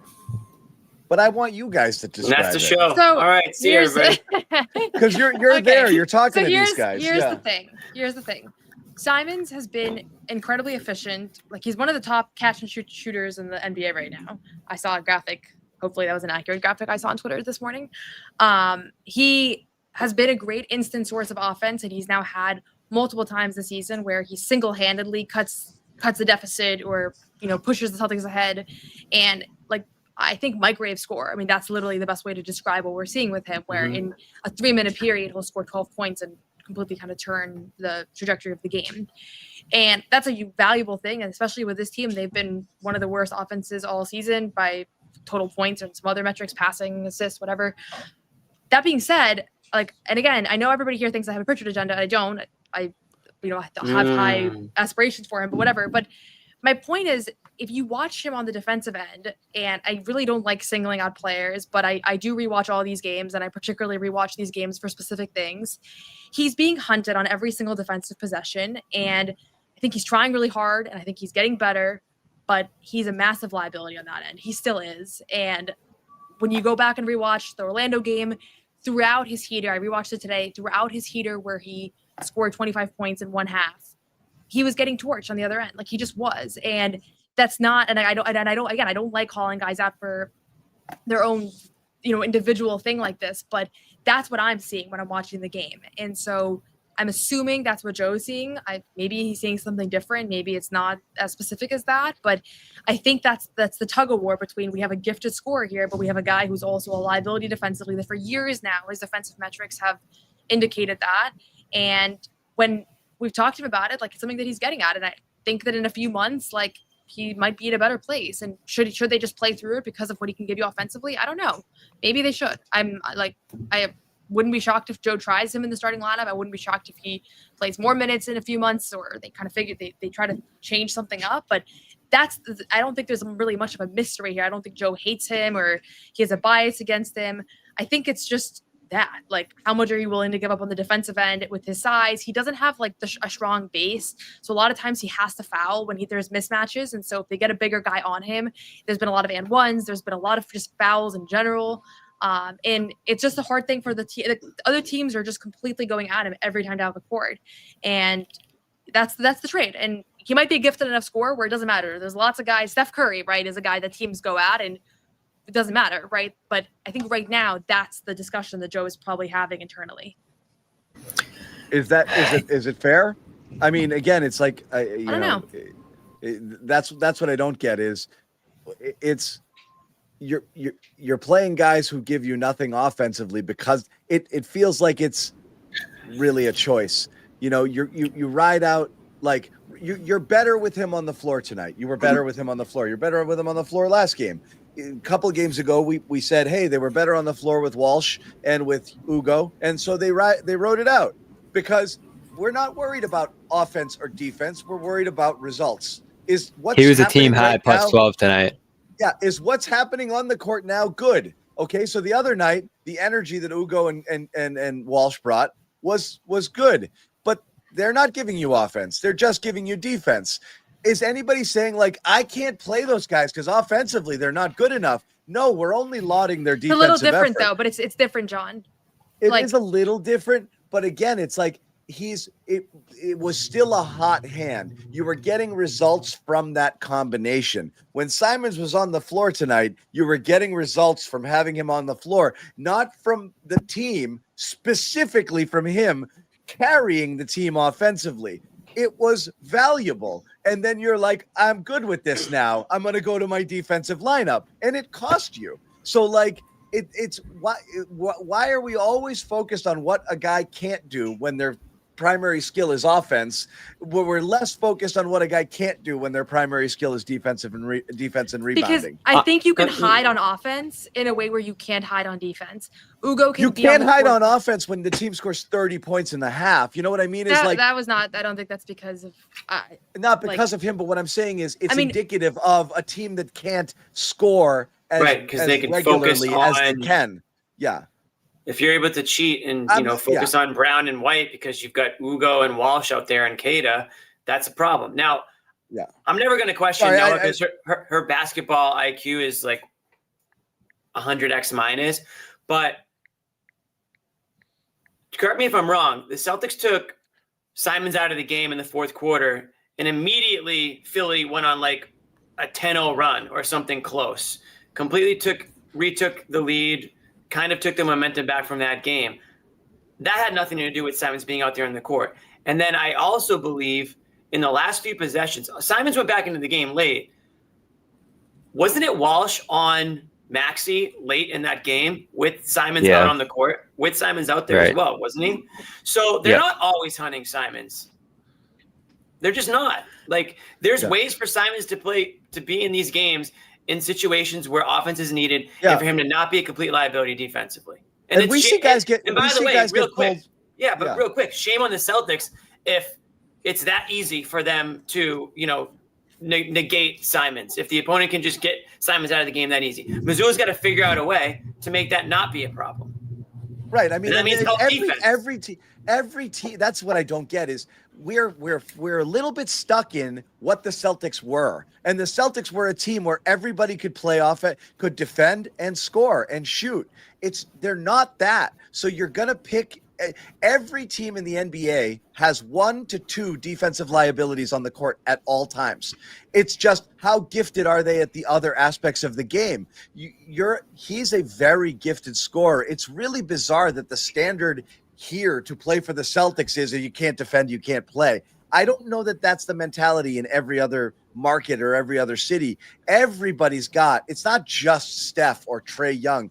Everybody's got guys where you're like, this guy can't defend. And Maxey. I mean, there's plenty of guys where you're like, this guy, I can hunt this guy all day. The Celtics made a living every single night on hunting somebody in the opposing starting lineup. Some teams would have 2 defensive liabilities out there. It's baffling to me that Simons on this team can't play based on offense alone, and we're only going to fixate on the fact that he's not great at defense. That's what I don't understand. I feel like it's everywhere. So Noah, go ahead. Are you talking about? I had jumped in on Noah. Go ahead. Yeah. No, it's fine. I mean, listen, he played 26 minutes tonight. I think people probably would have wanted to see him play 5 more minutes. Like, is that what we're talking about? It was when they took him out, not that they took him out. Like the fourth quarter minutes in particular. Yeah, I would say so. And that's what stands out tonight, I think. I mean, Brunson's another example. I mean, there's every team has these guys, Yeah, their problem down the stretch to me is where this has happened either. Sorry, Bobby. Their problem to me is that they were going back and forth down the stretch. Like, you do have to pick a lane in the last 5-6 minutes of a game and stick with it. Like, they threw him out there with 2 minutes left in a tough situation after he had sat for 4 minutes after they tried to go back to Pritchard in that situation. So that was what I was trying to get a feel for, with Joe after the game, is like why they were going back and forth between those two a little bit. Like, tonight it got to a point, and I know like maybe this is magnified because we've been talking about it so much and it's become such a conversation, but in the first half, they put him out there alone. And you mentioned this, John, without Brown, without White, just to go and shoot and run plays and do everything by himself with that bench unit, which, as we've mentioned, has really struggled because there just isn't a ton of offensive depth on this team. So he was in a tough position where he was just taking tough shots, missing over and over again. It was a difficult stretch. And there were some passes in this game that looked good from him. There was the stretch in the second half you mentioned there where he takes over. And I do feel like regardless of whatever mistake or two that he makes there, you do have to ride that in a game like this where he's plus 12, where the game's swinging in your direction. My problem isn't that he's being tough on the defense. My problem isn't that he's a 3 behind Pritchard and White. Like, I think that's where he deserves to be. That's where I've, said that they should be with the rotation since training camp. Because I think Pritchard and White on the whole have just played better than him this year. But why is Pritchard playing better than him this year? Because he's got a ridiculous assist to turnover ratio. The defense has been better. The 2-point shooting's been like out of this world. Like, he on the whole has been better than Simons. But in a situation like this, if he is playing better down the stretch, the rationale, and I'm not saying this is the rationale from Joe, but I do think he's gone to this mindset before, is White's been here, Pritchard's been here. We know who these guys are. We know what they do. Let's just go with them. And I don't know, no, I don't know if you agree or disagree there, but I do think that's a significant deciding factor in how they're using those 3 guys. They know White, they know Pritchard, they trust those 2 guys. There isn't the trust and knowledge in what Simons is going to do possession to possession here. Fair or not, that's just how Joe feels.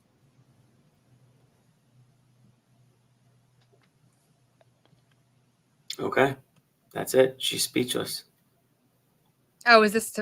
Was I supposed to respond? I mean, listen. I said my part. I think Simons is a very talented scorer. I think that he has made progress on the defensive end, but I was mostly responding to the what's the mystery here with him? Like, I don't think there's really much of a mystery. I think that's the trade-off. And but I'm asking, should there be some trade-off possible between him and Pritchard? Yeah, and I think that you saw that in the fourth quarter. I think they were going back and forth. Should he have played the 6 minutes more than Pritchard played? Should it have been 31-26? I don't know. I guess just that's not really how my brain thinks about these things. Maybe that would have helped them. Maybe it would have hurt them more.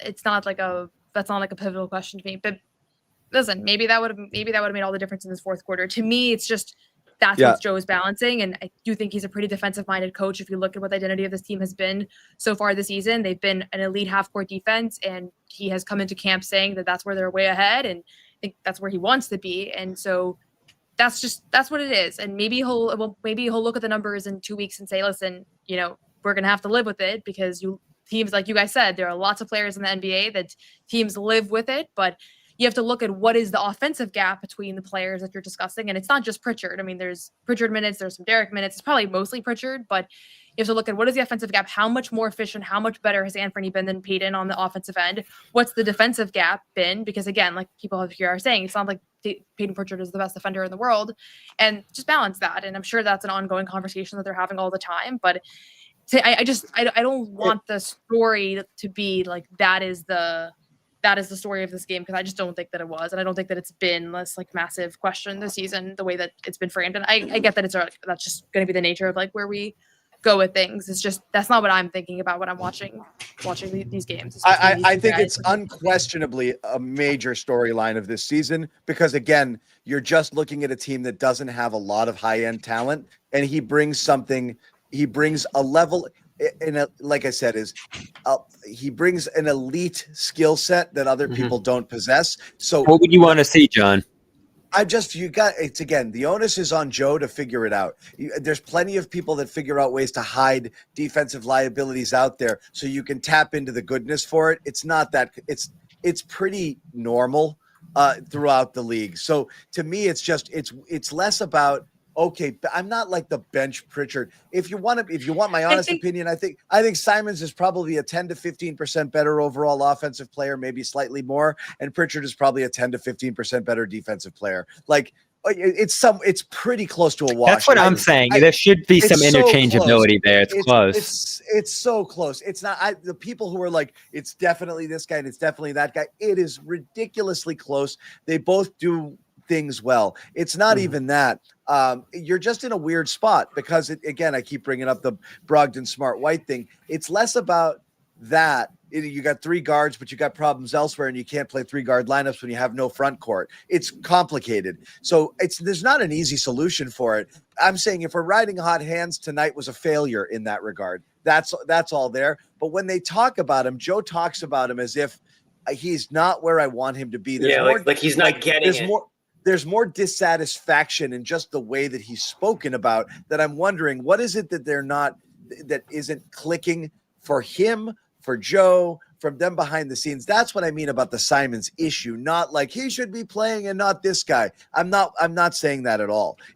I think there's 3 factors. Joe's hemming and hawing a little bit about it, and I want him to be more this. I want him to, and tonight I thought he was, and this and that. He's obviously not answering the bell fully. And maybe as Noah put it earlier, it's as simple as he's just not a good defender. I think it's directly comparable to the Schroeder situation. Like, he does things, and his skill set is built around a game that they're not interested in going down that road. You know what I mean? Because, like, I keep seeing in the chat, like, oh, he led. And you're going to run him out of town like you did Schroeder. Well, that's what I was just going to get to here, is he's probably not a long-term part of the franchise's plans here. So you are going to prioritize to some degree the guys who are here. Not that that's guiding Joe's coaching philosophy here, but that on organizational level is, I mean, organizationally, White's going to be here. Pritchard's probably going to be here long-term.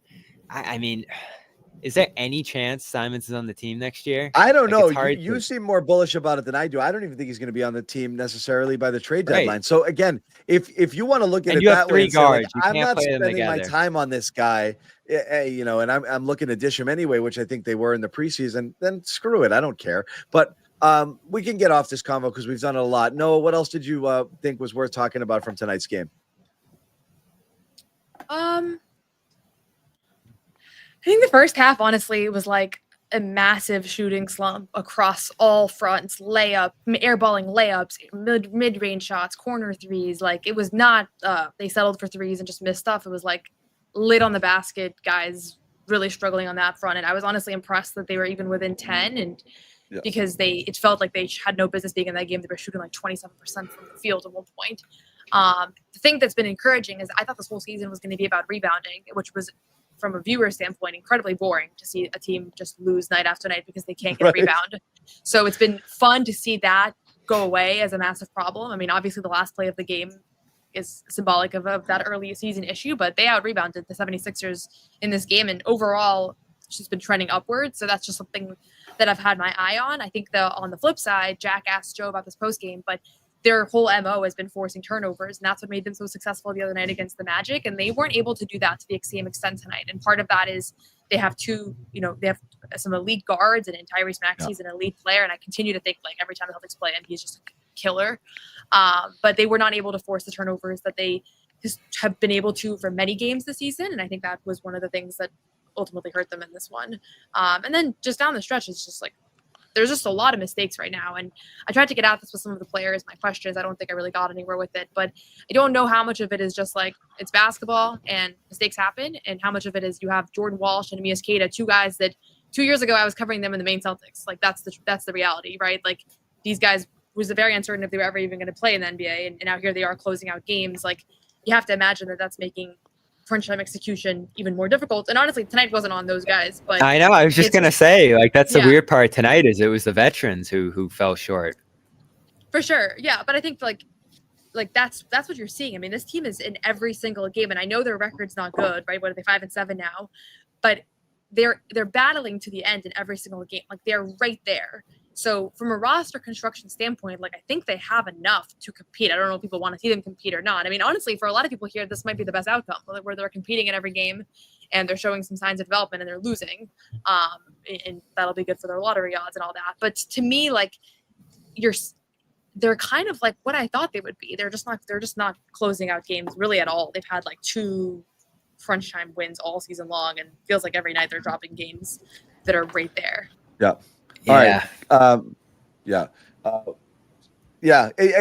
They will compete all season, barring injuries. They're going to be here all year. I think that's a fact, because again, the middle class of the NBA of the Eastern Conference is so vast that they can compete with basically every single team in the East. I mean, they really can. So I'm not super concerned. I think they will stay competitive. Especially what if are they're you looking? getting some help here with some guys that we thought would be complete non-factors. They'll compete. They'll compete all year. If they have injury luck, they'll be in the mix. It'll be frustrating at times, but they definitely have enough, and there's just not enough big-time teams. We are going to end this on the biggest news of the NBA day today. Good. And that was the Dallas Mavericks fire GM Nico Harrison. Here. So it could be worse, Celtics fans. It could be much, much worse. You could be a Mavericks fan. By the way, I've seen what's queued up this entire show, and I almost deleted it. But I'll play ball. Yes, you will. I almost deleted it and then caused all technical difficulty. Amit scrambling. I don't know who else to be on Bailey, but I said, you know what? We could use a laugh at the end of this show. Yeah, we had good laughs. Legit, I've been waiting for this all day. I've been preparing my defense all day. So dumb people like Jimmy and me were like, "That's the worst trade I've ever seen." Oh my God, Luka is so good. He scores more points. Ooh, we're not sophisticated in our basketball. We don't see it. Why are you saying this like I've ever said that about you guys? It sounds like you're projecting your own self opinions. You don't have to say it, okay? We already know. Mm-hmm. I know my part. But the smart kids in the room had a different take. We'll start with this was these are the actually kids, we'll call them. Well, actually, I was in Philly when I tweeted this. Well, happy anniversary. Actually, I do think everyone's getting caught up in Dallas not getting additional trade filler. Anthony Davis is probably the best player in the NBA they could have feasibly acquired for Luka. Top 5 and a bottom tier. There's that defense. It can't play guys who can't play defense. Luka Doncic, basically unplayable, is what we learned here right now. And Davis is top 10 overall and top 10 on defense. So Mavericks must be cruising. Noah was more like, is it crazy? And in defense, they walked it back pretty quick. Is it crazy to say I think the Mavs won the trade? I don't know. I guess you can answer that question. What's even crazier is that you got 1,000 likes on that tweet. People what's even crazier? That I got 800 death threats on that tweet as well. So I think it balanced out just fine, Jimmy. Yeah, I think it balanced out just fine. 1,000 likes are just like... They've continued, just like the Fire Nico chants have continued. I get that tweet sent to me every week, and it is a point of pride that I have not deleted it because I've been so tempted so many times. Well, we're glad you didn't delete it either, but we have something to add to it. John, do you want to hit him with it? Or no, I don't have anything else. It's one of my favorite segments that we do. Oh, no, I don't want Yeah. I can apologize to him. They have. What happened? Did we just lose everybody? Oh, it's the Bobby and Noah show. For the apology cam. You go first. Well, I don't want to share this apology with you, but first of all, the first thing I'll say is I think that when the Luka trade happened a couple months after the finals, and I talked about this with a few people today because we were actually in this building in Philadelphia the day after the trade asking players what they thought. To me, I was so low on Luka after the finals that I was like, there's no way that this is a winning player. There's no way this guy's ever going to work out. And I was like, I can see the vision. They had Kyrie Irving, Anthony Davis. I also had a completely inaccurate take on what Max Christie was going to become. I thought he was going to be what Austin Reeves is now. So I was like, he's going to blossom and Anthony Davis is going to be great and they're going to be a great duo. And then I went back and honestly, like probably an hour after I tweeted that, like the Luka playoff run was great. It was just that final series. It was so hard to believe in him as a player, having just covered those 5 games. But it was a bad take. I apologize. No, she said it. She did it for me. I mean, the biggest thing for me is the defensive piece I was wrong about. And John's going to love to hear that. Like, I thought that they could rebuild around a defensive identity and just be able to be as effective as before. Like, that to me was the whole thing there. Like, Davis, to me, defensively was as good as Luka was offensively. So making that trade off there to me wasn't the craziest thing in the world, but there were 3 things I overlooked, obviously. Davis is hurt all the time, and that's what happened there. You weren't going to have enough in the backcourt aside from Kyrie. He goes down, and now you have nothing. And then I'll say this too, just on this general story here. Like, it did lead to them getting flagged, but the fact that the GM has like said fortune favors the bold on getting flagged there, like that's where it really went off the rails for me. Like, are we being serious about this here? What's actually happening? And then obviously they couldn't rebuild around what they had left there. So, well, a big factor though, John, that you have to admit is that the trade motivated Luka to get where he needed to go. Like, he is another level beyond what we saw from him in the past, physically. So give Nico a little credit for that. A little credit for making that was inevitably going to be a byproduct of that. What's funny I'm glad is, you guys good apologies, by the way. You know, very good apologies. Takes big people to apologize for anything. In this world now. What's shocking to me, what I will say that's shocking to me is all these months later, you're still respectfully missing what made it a bad trade, which was they should have gotten 75 first-round draft See, that's picks. where I disagreed.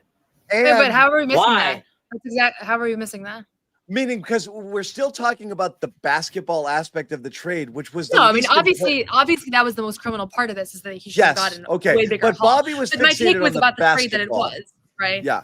Bobby thought the said return was like, I didn't care about draft picks. I thought Davis was a great piece, No, and I was wrong about that. So that's, again, we're still there. Noah's that's a got whole it. separate apology. We'll get there later, but like that was the point, is if you decided for whatever reason you think Luka was a jerk, you thought you didn't trust that he'd ever get fit, say it's a Zion situation or whatever, it's like, yeah, extreme talent, but I don't want to be in this business, because once I sign this extension, what's he going to do? Gain 30 more pounds, never show up in shape, and I'm just going to I don't want to deal with it. If they decided they wanted out of the Luka business, that's fine, but call another team. Like, right.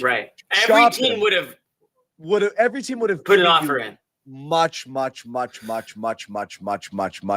So that was the criminal part of it. But I personally feel for Mavericks fans, I've seen, in our time in Boston, we've seen some trades where you lose people and you're like, wait, what? Like, we've seen, on the Bruins side, they traded Joe Thornton, a number 1 pick, Tyler Seguin, a number 2 overall pick, with crappy returns. You've seen Mookie Betts go, and you feel like, as a fan, you've been robbed. We've seen Tom Brady go. Sure, but I mean, Brady at least was at the end, and you got so much out of it. Mookie Betts was in his prime. Those other guys. What did you get out of Brady? Leaving 6 Super Bowls. Oh, I thought you mean him leaving. You No, didn't get anything from it. he's 40. At that point, you could have said you got as much out of it as you could. He had a couple of years left, but even still, this to me makes me physically sick, and I don't care at all about the Mavericks' success. It's crazy.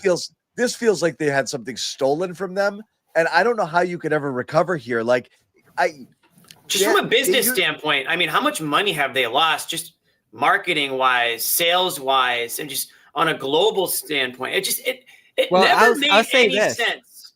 Right. And that's where, like, I don't know what you said specifically, Noah, but I said at that time, you can't trade Luka. But if you're going to X, Y, and Z, and then I said everything from there. Like, was that your sentiment Then too? I said all the wrong stuff. Were you stuff, actually okay with them? Yeah. No, I think one of the things that where I've changed my view over the past year is that just franchise players in general, as flawed as they are, like, you don't really trade them because of the connection with the city, all of that. Like, relative People were to crying. other people, I'm probably in the bottom 5% of a Luka Doncic fan as far as just the way that he has played. And even still, like, the last year has demonstrated to me just like how valuable that kind of player is, right? Even if it's not your cup of tea. So I thought Anthony Davis was instrumental to the Lakers championship. Like, I thought this is a guy that if he can stay healthy, all that. But honestly, like, maybe the most criminal part of all this is that Anthony Davis was not going to stay healthy. Like, he is an aging player who's had a ton of injuries, and Kyrie Irving is an older player as well. Like, that's a part of it as well that I think maybe my 12:40 a.m. reaction did not quite take into account. And can I just say this, because like ownership, like, they're doing a victory lap here because they fire him, I'm sure, writing the letter and all of that. Like, they didn't want to pay him. Ownership is fully to blame, because they could have said no. you don't make a trade like this without ownership blessing. So ownership, 100%.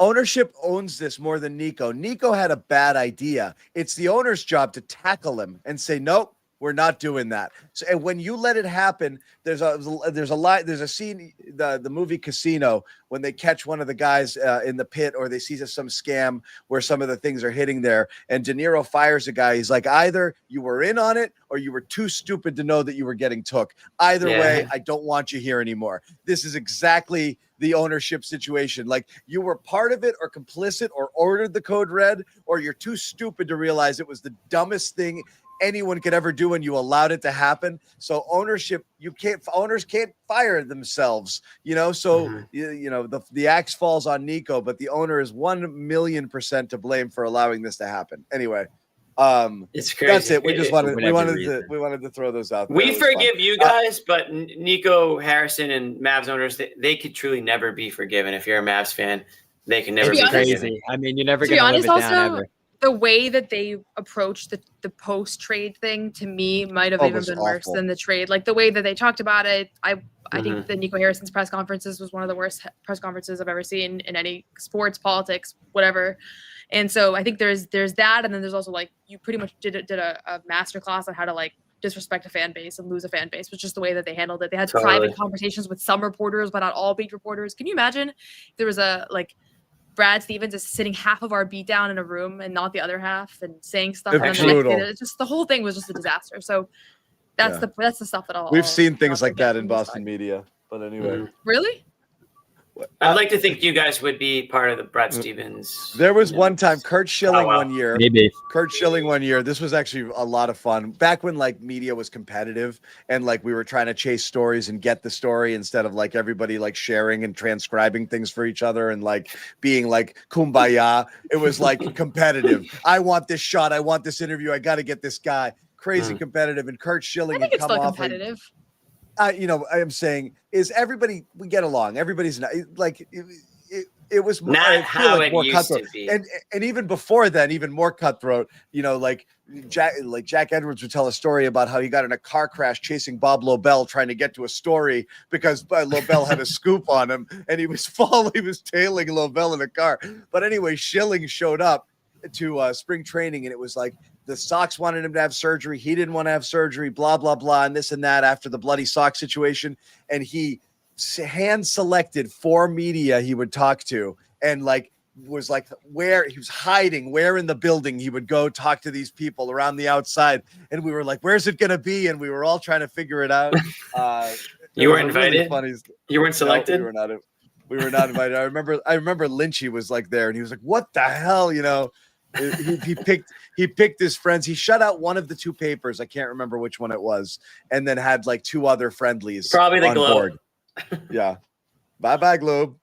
As Carl Everett would say. Anyway, that's it. We've gone on long enough. Celtics lose to this one. Nico Harrison is fired, which nobody particularly cares about. So and Gronk is signing a one-day. Gronk is signing a one-day to retire a Patriot tomorrow. We'll be there tomorrow to cover that CLNS.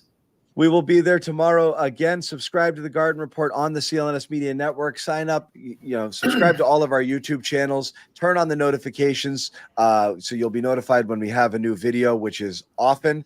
Make sure you keep it here. You'll have a Noah Dalzell podcast coming tomorrow. You got Boston finding positives out of this game, and there were quite a few. Leading with Jordan Walsh, there's no question about that. After this show, I need the podcast even more than usual. Some shows, I'm I need to cleanse my soul and my podcast, and this is one of those. Yeah, we're sorry. We're sorry again for us for being who we are. The longer you make us wait, the surlier we get. Okay, when you get here at the 57-minute mark, it's the players. We're frothing at the mouth. Couple quick shout outs once again to our sponsors. Prize Picks, #1 daily fantasy sports app in all of North America. Pick more, pick less. It's that easy. Download that app today. Use code CLNS.